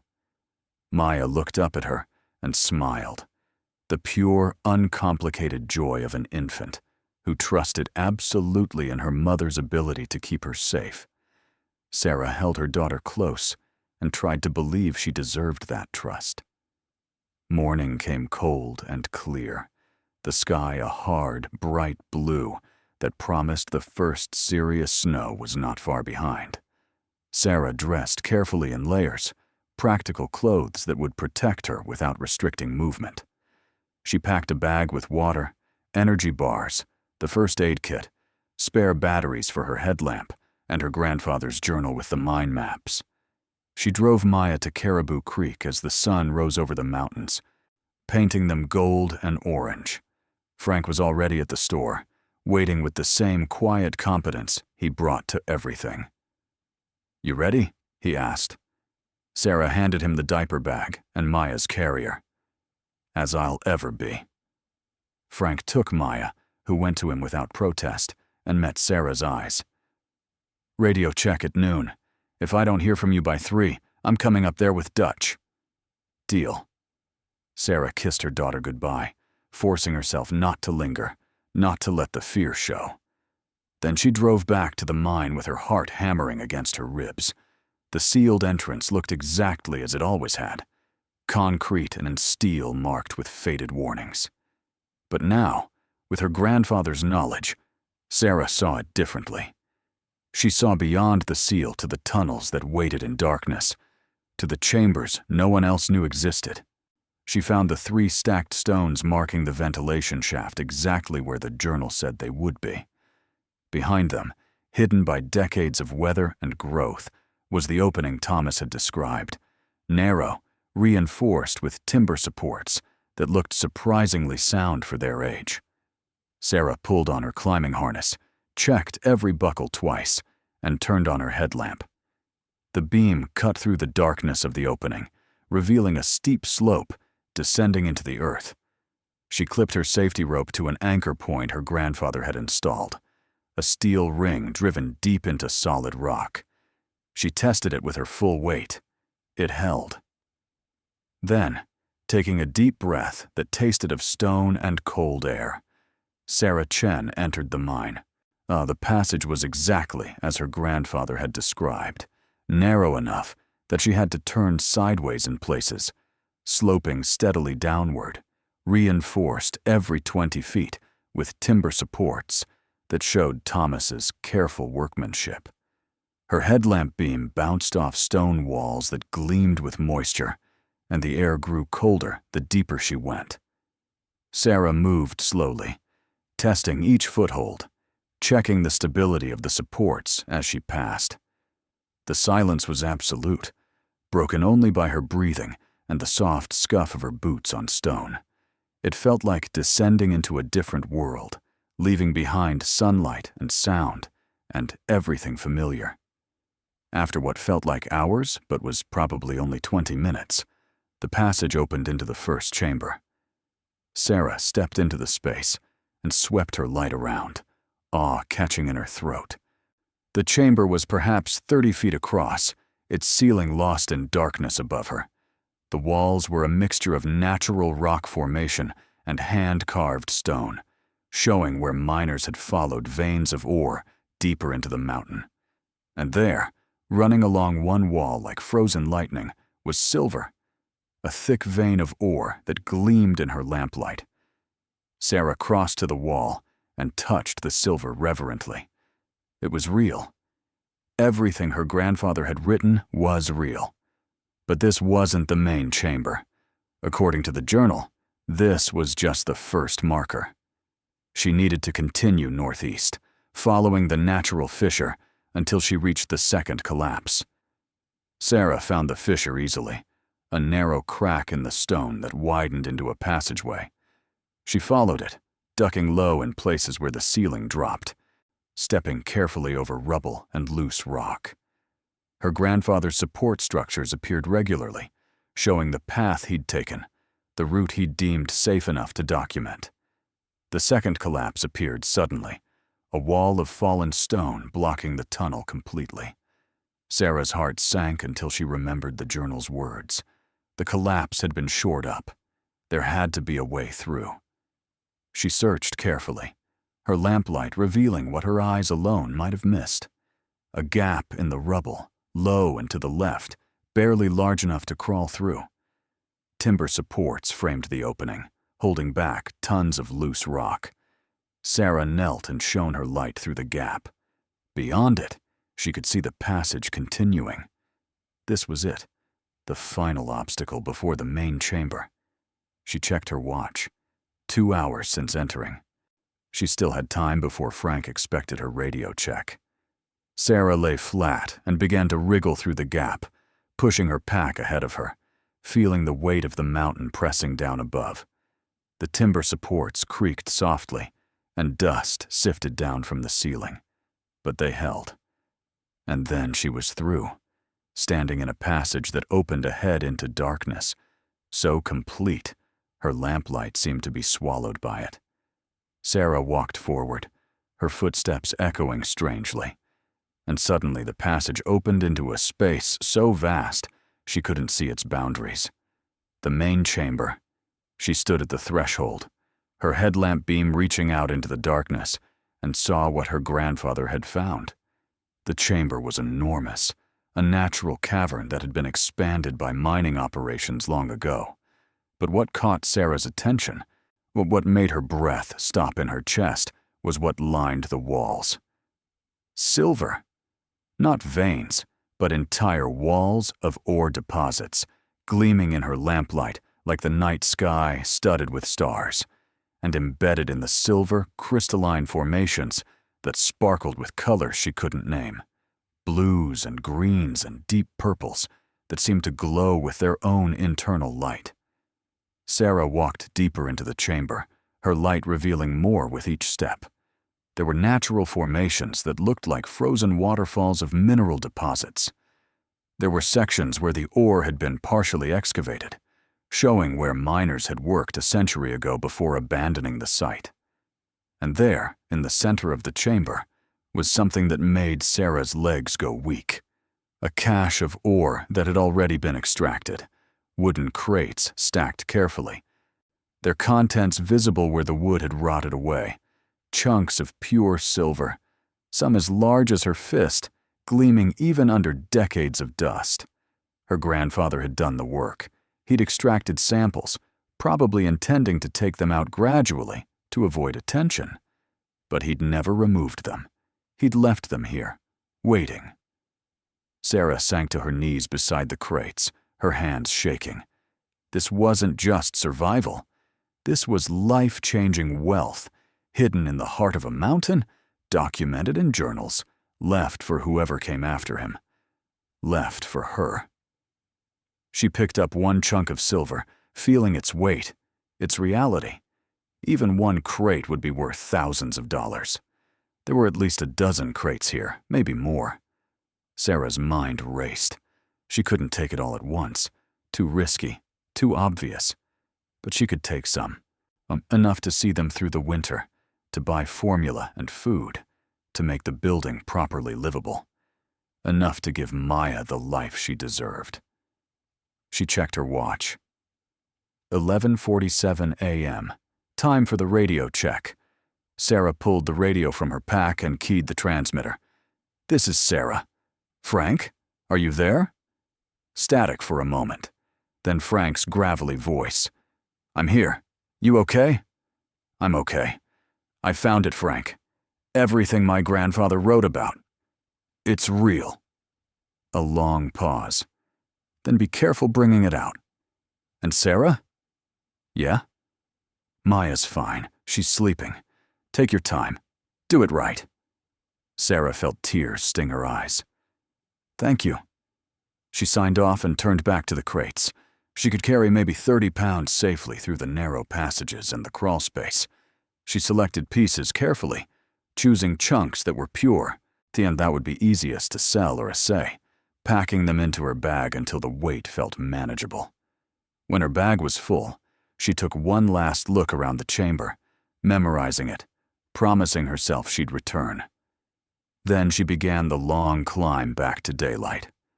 The journey out was harder than the descent. The weight of the silver made every step more challenging, every climb more exhausting. But Sarah pushed forward, driven by thoughts of Maya, of winter, of the future that suddenly seemed possible. When she finally emerged from the ventilation shaft into the late afternoon sunlight, she fell to her knees, gasping, her body shaking with exhaustion and adrenaline. But clutched against her chest was the bag of silver, proof that her grandfather's legacy was real, that her desperate gamble had paid off. And Sarah allowed herself 3 minutes to rest. Then she stood, concealed the ventilation shaft entrance exactly as her grandfather had left it, and carried her treasure back to the building. She had done it. Against all odds, against every bit of common sense, she had descended into darkness and brought back light. Now came the even harder part, turning that light into a future. Sarah sat on the floor of the building with the bag of silver ore spread before her, chunks of metal that caught the firelight and threw it back in cold, beautiful gleams. Maya was still with Frank. Sarah had radioed to say she'd pick her up in the morning, needing tonight to process what had happened, to let the reality settle into her bones. She had done it. She had descended into a mountain, navigated passages that could have killed her, and emerged with proof that her grandfather's legacy was real. But proof was not the same as survival. She needed to turn these rocks into money, into formula, and food, and safety for her daughter. The question was, how? Sarah pulled out her laptop, its battery at 18%, and used the last of her phone's hotspot data to search for information on selling raw silver ore. What she found was daunting. Legitimate ore buyers required permits, documentation of mineral rights, proof of legal extraction. They asked questions about mine ownership environmental compliance, and a dozen other things Sarah couldn't answer without revealing exactly what she'd found and where. The black market was an option, but it came with its own dangers. People who would ask where she got the ore, who might decide it was easier to take it than to pay for it, who could turn her into authorities or worse. Sarah closed the laptop and stared at the silver frustration building. She had risked everything to get this, and now she couldn't figure out how to use it. Then she remembered something Frank had said when he first helped her. "Tell him I sent you. He's discreet if you want him to be." Dutch Kowalski, who had given her mining equipment on faith, who had told her mining was in his blood, who clearly understood that sometimes people needed to work outside official channels to survive. The next morning, Sarah picked up Maya from Frank's store. Her daughter was well-fed and content, having spent the evening being spoiled by a man who clearly missed having young ones around. Frank didn't ask about the mine, didn't pry, so he just handed Maya over with a knowing look and told Sarah to be careful. Sarah drove to Dutch's salvage yard with her bag of ore hidden in the trunk, her heart hammering the entire way. When she arrived, Dutch was in his office, papers spread across the desk, a mug of coffee steaming beside him. "Didn't expect to see you back so soon," he said, looking up. "Equipment work out?" "It did, thank you."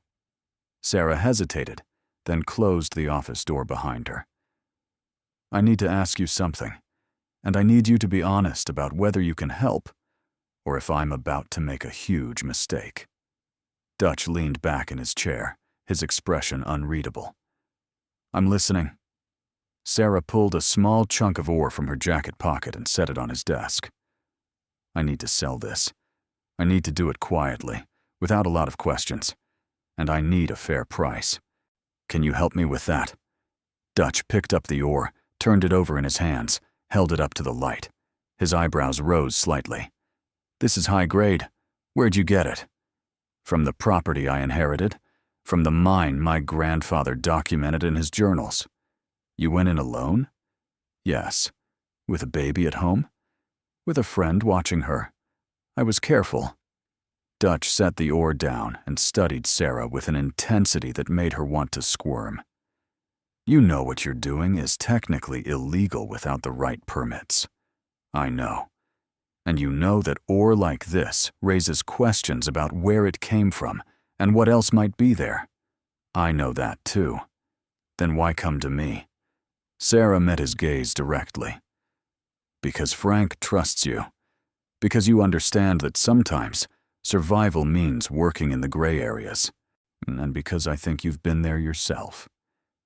Dutch was quiet for a long moment. Then he let out a long breath and stood. "Come with me." He led her out of the office and through the salvage yard to a building Sarah hadn't noticed before. A workshop with heavy doors and blacked-out windows. Inside was equipment that looked more laboratory than salvage. Scales, testing tools, what looked like a small smelter. "I used to work for a mining company," Dutch said, his voice neutral. "Did assays, processed samples, the whole deal. When I left, I took my equipment with me. Figured it might be useful someday." He gestured to the scales.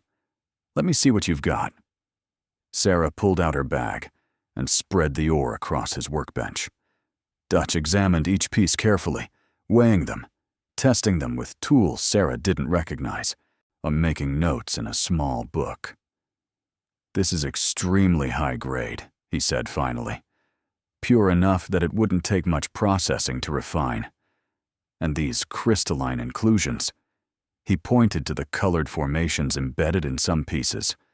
"Those might be rare earth elements. Worth testing, but that would take equipment I don't have." "What's it worth as is?" Dutch did some calculations.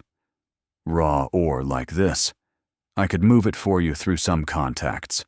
People who buy from small-scale operations, who don't ask too many questions.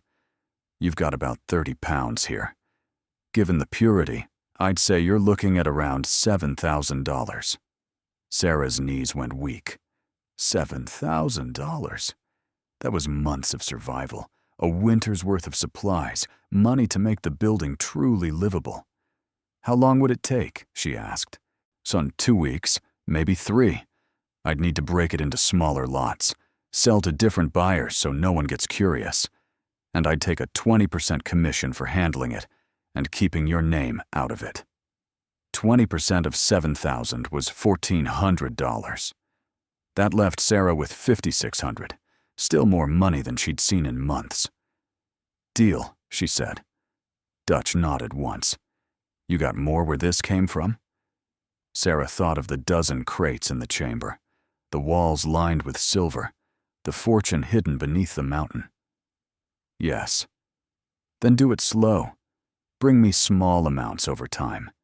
Anything more raises flags, and flags bring attention you don't want. He looked at her seriously. Your grandfather was smart to leave it hidden. You be smart too. I will. And Sarah? Dutch's expression softened slightly. Oh, you did good. Going into that mine alone, bringing out enough to survive, that takes guts. Your grandfather would be proud. Sarah's throat tightened. Thank you. The 2 weeks while Dutch sold the ore were the longest of Sarah's life. She filled the time with preparations for winter, using the last of her cash to buy supplies from Frank's store, splitting wood until her hands were covered in blisters, weatherproofing every crack and gap in the building's walls. The first snow came a week after her mine expedition, falling soft and silent through the night until the clearing was blanketed in white. Sarah woke to find the world transformed, everything sharp edges, and harsh realities softened under inches of powder. It was beautiful and terrifying. Winter had arrived, and she was committed now to surviving it in this remote place. But she wasn't alone anymore. Frank checked on her every few days, bringing supplies and conversation. Dutch called on the radio to give her updates. Even the few other residents of Caribou Creek, people she'd barely met, started acknowledging her when she made the difficult drive into town, nodding greetings that suggested word had spread, that the woman at the old Chen mine was making a go of it. She was becoming part of the community, even as she kept her biggest secret hidden. When Dutch finally called to say the ore was sold and her money was ready, Sarah made the drive to the salvage yard through 6 inches of new snow, her car sliding on the icy road, but pushing through. Dutch handed her an envelope with $5,600 in cash, and Sarah stood there, staring at it, but barely able to process that she was holding more money than she'd seen since before Maya was born. You okay? Dutch asked. Sarah blinked back tears. I'm okay. This changes everything. Don't spend it all at once. Winter's long up here. Sarah drove straight to Frank's store, where she paid off everything she owed him, and bought enough supplies to fill her entire car. Formula, food, batteries, medicine, blankets, tools, everything she'd been rationing and worrying about for months. Frank watched her load the car with an expression that might have been approval or might have been concern.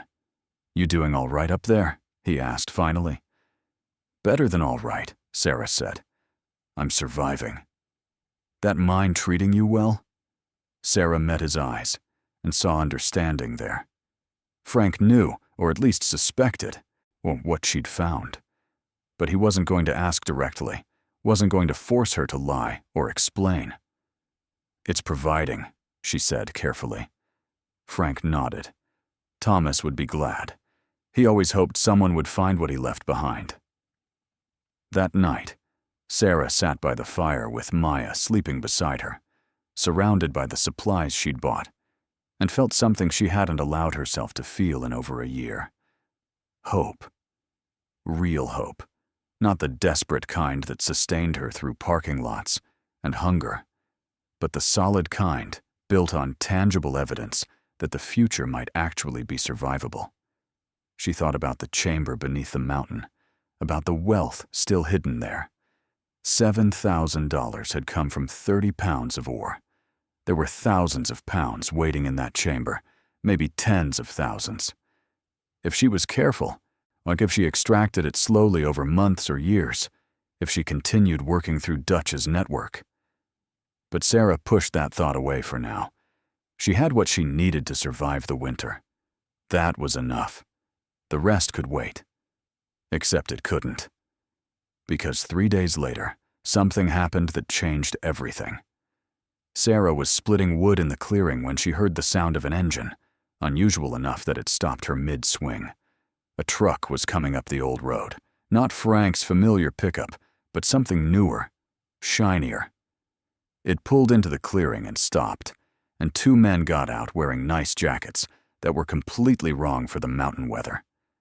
The first man was probably in his 50s, with perfectly styled hair and the kind of smooth confidence that came from never being told no.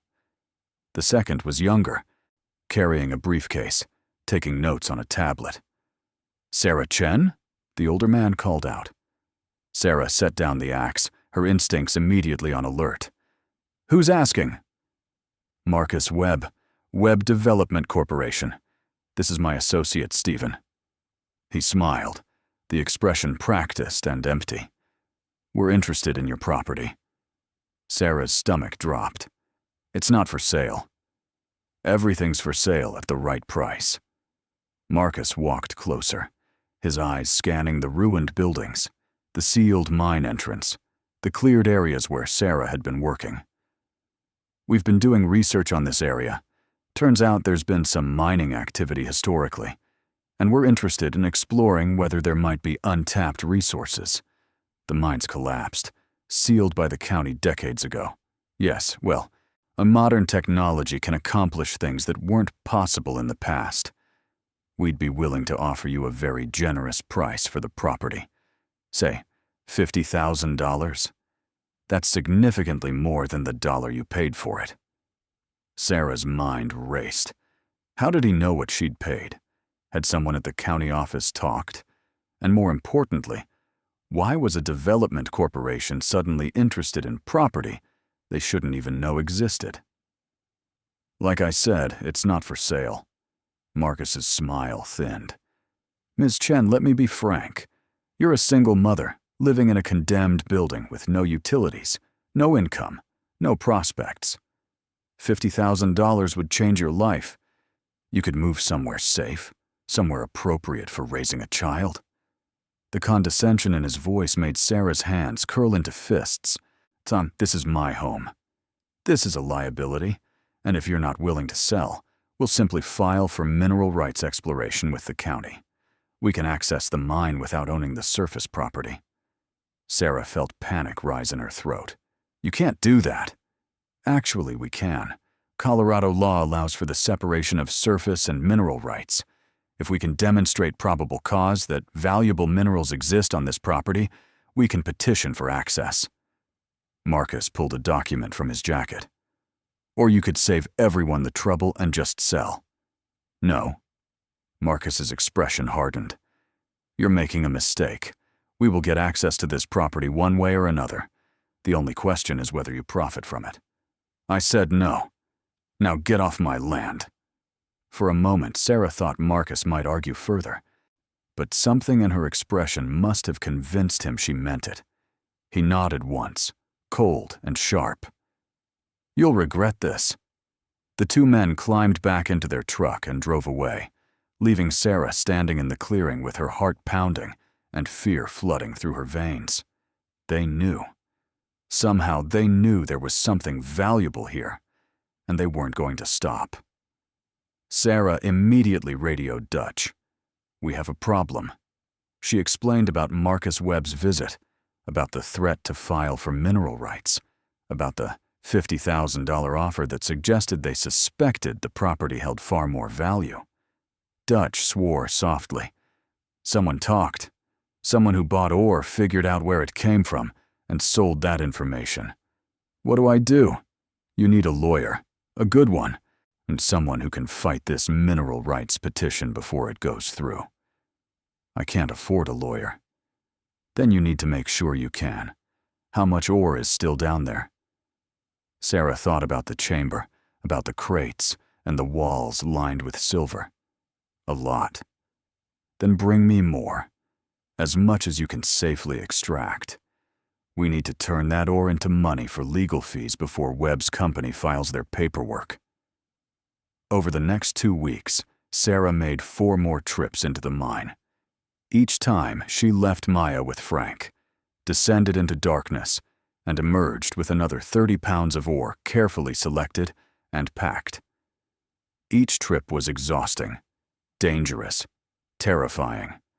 But each trip was also necessary. Dutch sold the ore in small batches, pushing his network harder, taking more risks to move product quickly. And the money accumulated faster than before. 7,000, then another 8, then 10. Sarah had over $30,000 hidden in the cellar, more money than she'd ever imagined having. But it wasn't enough. Dutch found her a lawyer in Denver, a woman named Patricia Chen. No relation, but the coincidence felt like fate, who specialized in mineral rights and property law.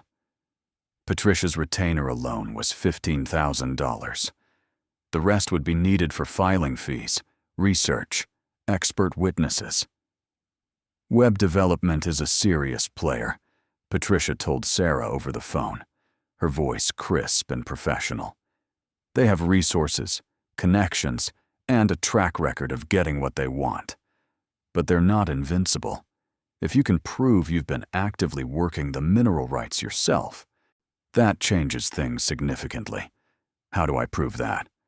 Documentation, extraction records, assay results, sales receipts. And we'd need an expert geological survey showing the extent of the resources, which wouldn't be cheap. Sarah felt the weight of it all pressing down. How much are we talking? To fight this properly, $60,000 to $80,000, maybe more if it goes to court. Sarah had 30,000. She needed at least 30 more, probably 50, which meant more trips into the mine, more ore, more risk. That night, as she sat by the fire planning her next expedition, Frank showed up unannounced. He let himself in. They'd reached that level of friendship where knocking seemed unnecessary, and sat down heavily across from her. "Town's talking," he said without preamble. "Webb's people have been asking questions, offering money for information about you, about the mine, about what you're doing up here."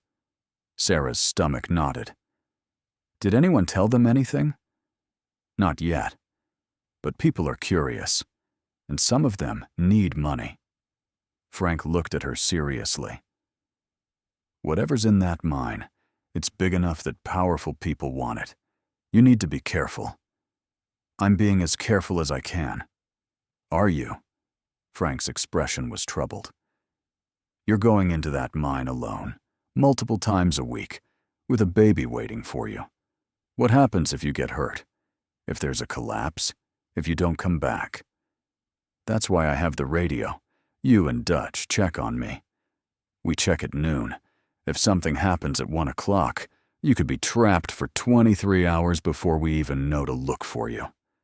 Sarah knew he was right, but she didn't have alternatives. "What else can I do?" Frank was quiet for a moment. Then, "Let me help. I'm 73, but I'm not dead. I can go in with you, watch your back, help you carry more out."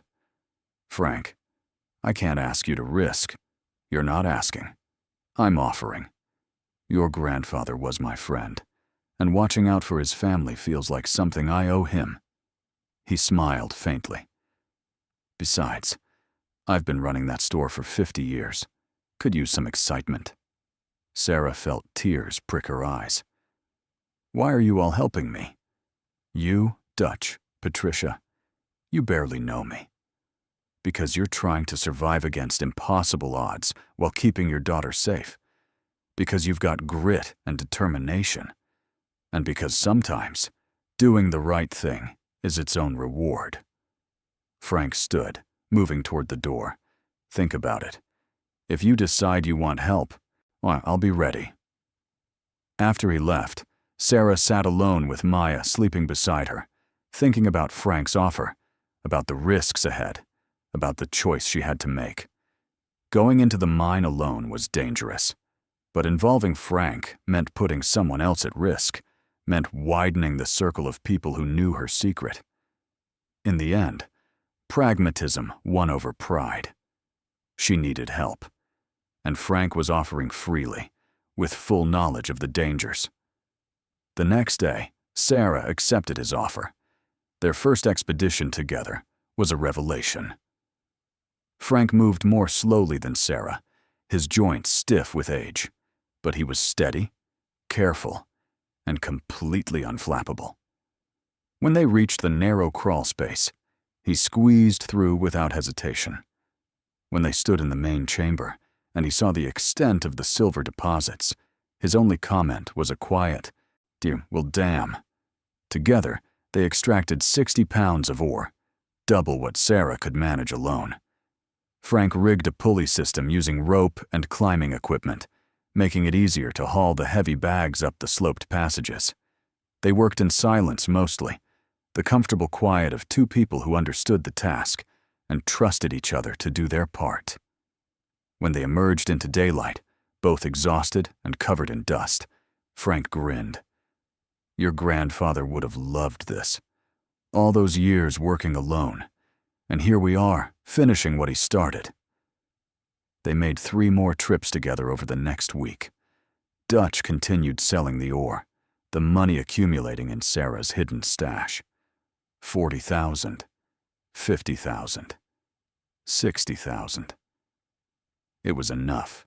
Patricia confirmed she could build a solid case with that funding, and could hire the geological experts needed, could fight Webb Development's petition in court. But before Patricia could file the paperwork, Marcus Webb made another move. Sarah was in town at Frank's store when a woman approached her, middle-aged, professionally dressed, carrying a recording device. "Ms. Chen? I'm Jennifer Morrison from the Denver Post. I'd like to ask you some questions about the Chen mine and the valuable mineral deposits recently discovered there." Sarah's blood ran cold. "I have no comment." "Is it true you've been illegally extracting ore from a sealed mine without proper permits? Are you aware that selling that ore constitutes fraud and theft of natural resources?" People in the store had stopped to listen. Sarah felt their eyes on her, felt the weight of judgment and curiosity. I said no comment." She pushed past Jennifer and out of the store, her hands shaking. The story ran 2 days later. Single mother, accused of illegal mining operation on inherited property. Jennifer Morrison's article was carefully worded to avoid direct accusations while heavily implying wrongdoing. It mentioned Sarah's suspicious activity at the mine, her unverified claims to the property, and the questions surrounding the legality of her resource extraction. It also mentioned, prominently, that Webb Development had filed a formal petition for mineral rights access, citing concerns about proper resource management and environmental safety. The article went viral in Colorado news circles. Suddenly, Sarah Chen was no longer an anonymous woman struggling to survive on an abandoned property. She was a story, the single mother squatting in a ruin, possibly breaking mining laws, standing in the way of legitimate business interests. Her phone exploded with messages. Her mother. "I knew this would end in disaster. Come home before you're arrested." Her sister. "You're embarrassing the entire family. Just sell and move on." Strangers. Threats, accusations, offers to buy the property at insulting prices, demands that she be prosecuted. Sarah sat in the building with the phone turned off, Maya in her lap, and felt the world closing in. Patricia called on the radio. "We need to get ahead of this. I'm filing our counter motion today, along with a full geological survey I had expedited. The survey shows extensive silver deposits and rare earth elements worth potentially hundreds of millions of dollars. And that changes everything." Sarah's breath stopped. Hundreds of millions.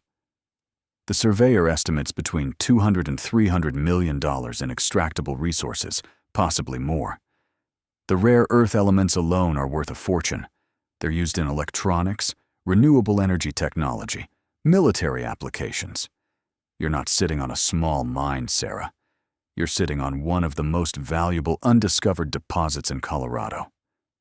The number was incomprehensible. Sarah had been thinking in terms of thousands, maybe tens of thousands. The idea that the mountain beneath her feet held nearly $300 million in resources was beyond her ability to process. "What does that mean for the case?" she managed to ask. "It means Webb Development's petition is going to be denied. You have documented active extraction. You own the property outright, and you've retained legal counsel to establish proper permitting. More importantly, it means you have leverage. The state will want to ensure this resource is managed properly, which means they'll support your claim over a development company's speculative petition. When will we know for sure?" "The hearing is in 3 weeks. But Sarah, you need to understand. This story is about to get much bigger. When word gets out about the value of these deposits, you're going to have every mining company, every investor, every opportunist in the state trying to get a piece of this." After Patricia hung up, Sarah sat in silence, trying to wrap her mind around what she'd just learned. $200 to $300 million. The number felt fictional, something from a movie rather than her life. She thought about the past year, living in her car, feeding Maya with formula mixed from public water fountains, choosing between gas and food, being judged by her family and strangers alike for decisions born of pure desperation. She thought about the dollar she'd paid for this property, about everyone who'd called her foolish and crazy, about her mother's condescending offers of help and her sister's judgment. And she thought about the fact that she'd been right. Against all logic, against every reasonable voice telling her to give up, she'd made a choice that had led her here. The vindication was almost painful in its intensity. 3 weeks later, Sarah stood in a county courthouse with Patricia beside her, facing a judge and a room full of lawyers representing Webb Development. She'd driven down from the mine in her old Honda, wearing the only professional clothes she owned, a blouse and slacks she'd bought at a thrift store years ago.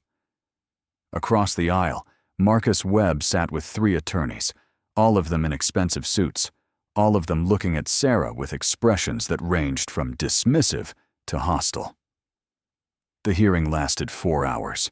Patricia presented the geological survey, extraction records, documentation of Sarah's ownership, and active mining operations. Webb's attorneys argued about environmental concerns, about Sarah's lack of experience, about the need for professional management of such significant resources, but the judge's ruling was unequivocal. Ms. Chen has demonstrated clear ownership of the property, active and documented mineral extraction, and has taken appropriate steps to establish legal operations. Webb Development's petition for separate mineral rights access is denied. Furthermore, the court recognizes Ms. Chen's exclusive right to develop the mineral resources on her property, subject to obtaining proper state and federal permits. Marcus Webb's face went red with anger. His lead attorney stood immediately. "Your Honor, we'd like to request denied. The matter is settled. This hearing is concluded."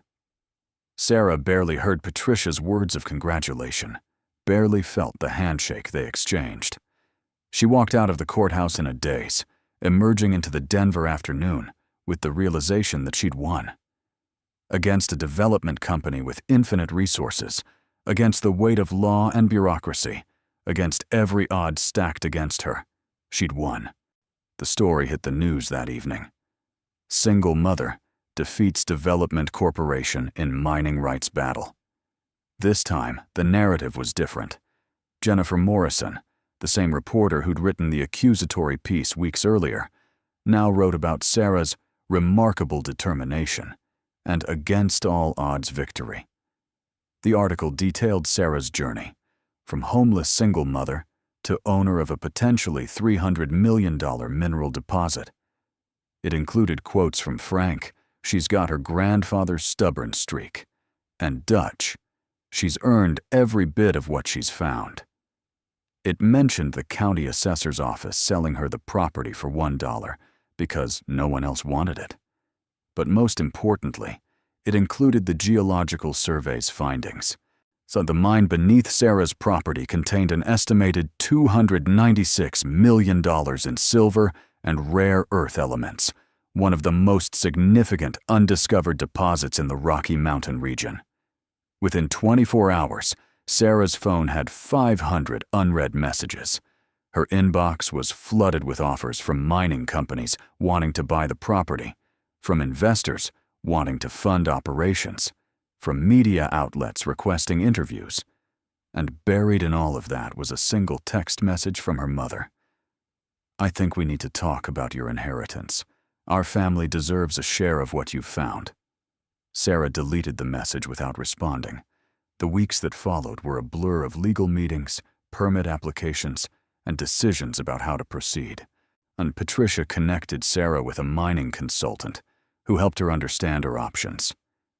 She could sell the property outright to a mining company for millions of dollars. She could lease the mineral rights and collect royalties.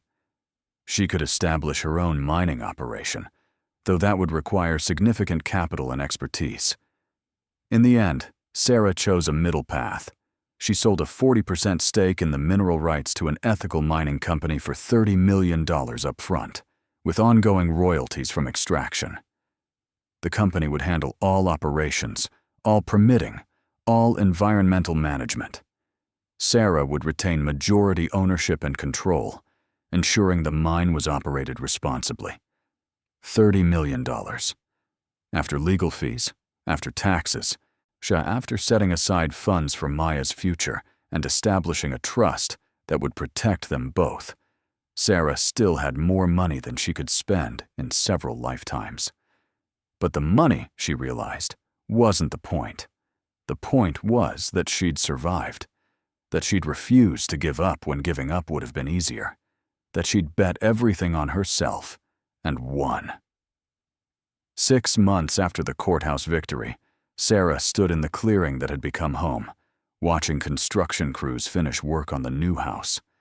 Not a mansion, she hadn't wanted that, but a real home, solid and warm, with electricity and running water and windows that weren't broken. A home with a nursery for Maya, a workshop for Sarah, space for the life they were building. The original building still stood nearby, preserved as a reminder of where they'd started.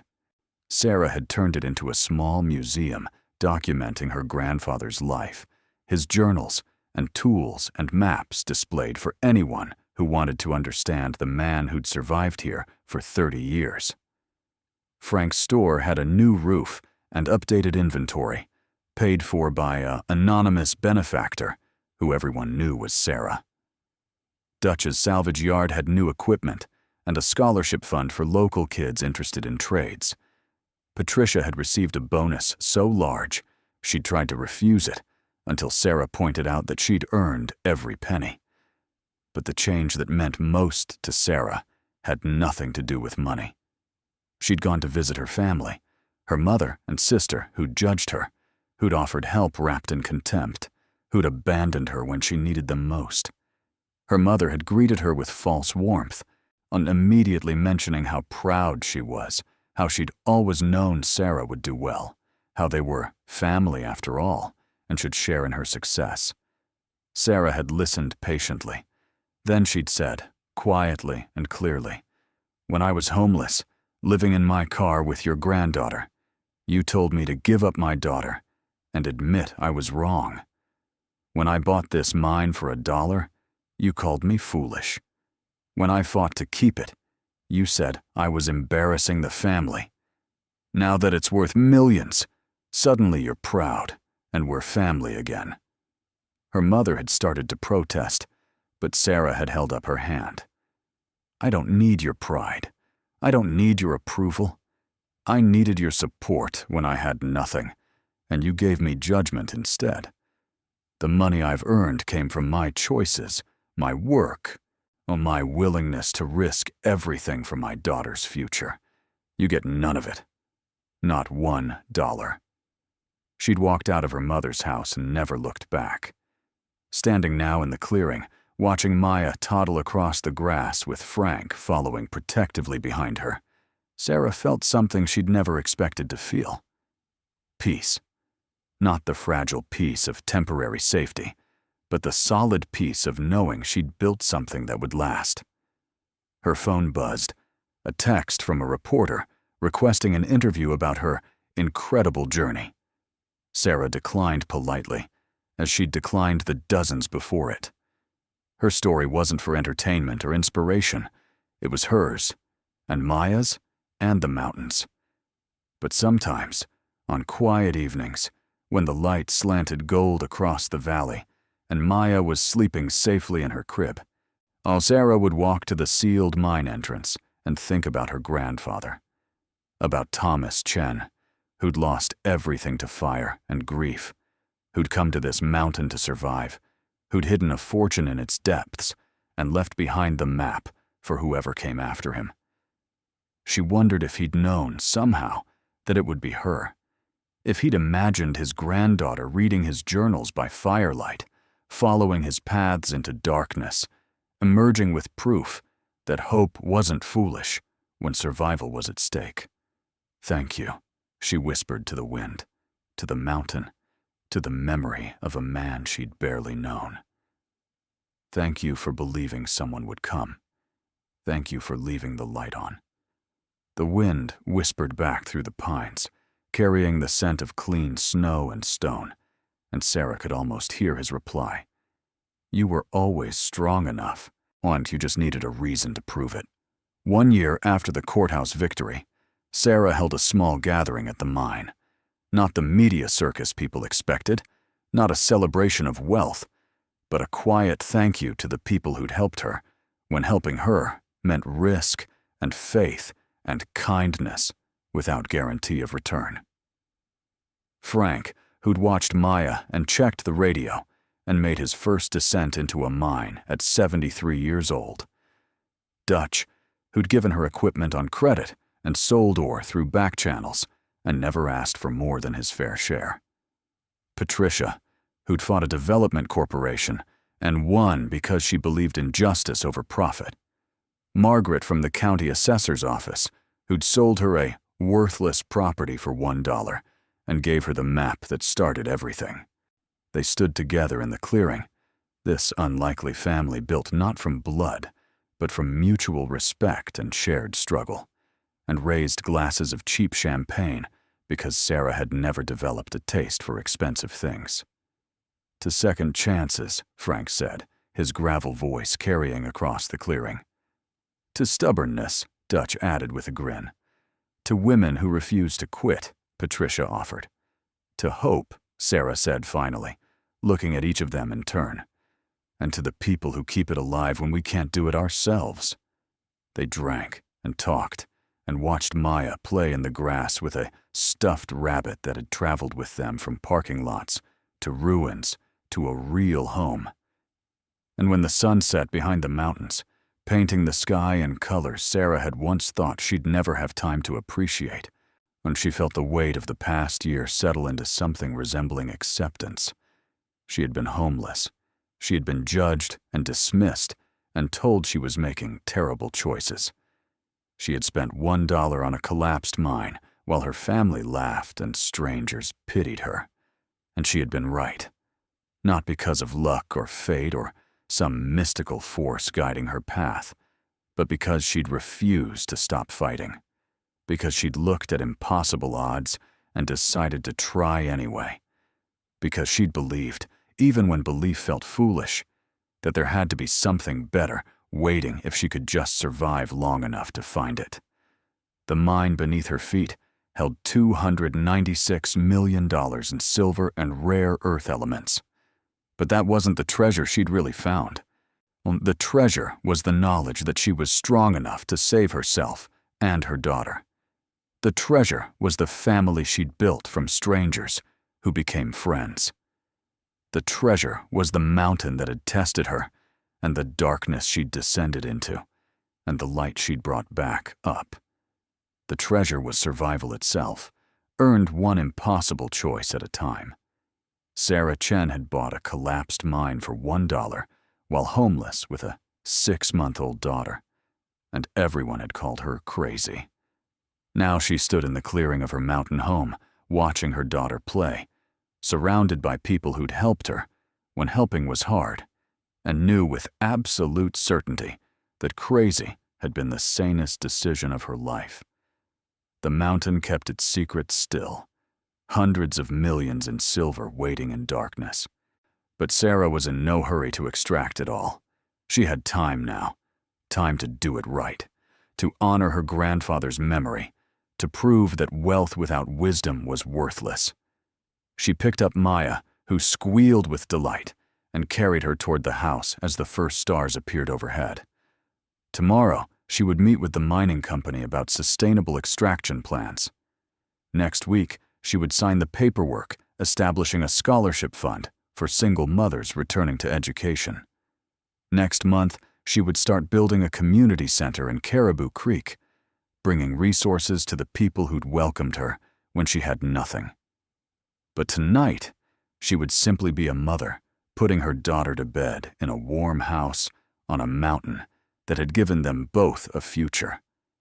And in the morning, when the sun rose over the valley and painted the world in gold, Sarah Chen would wake in her own bed, in her own home, on her own land, and know that every impossible choice had led her exactly where she needed to be. The collapsed mine had held more than silver.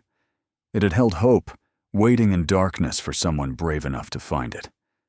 And Sarah had found it, against all odds, with $1 and a daughter who deserved a future worth fighting for. The rest, as they say, was just the beginning. Thank you so much for watching until the end. If you loved this story, check out the other videos on your screen now. I think you'll really enjoy them. And don't forget to subscribe if you haven't already. See you in the next story.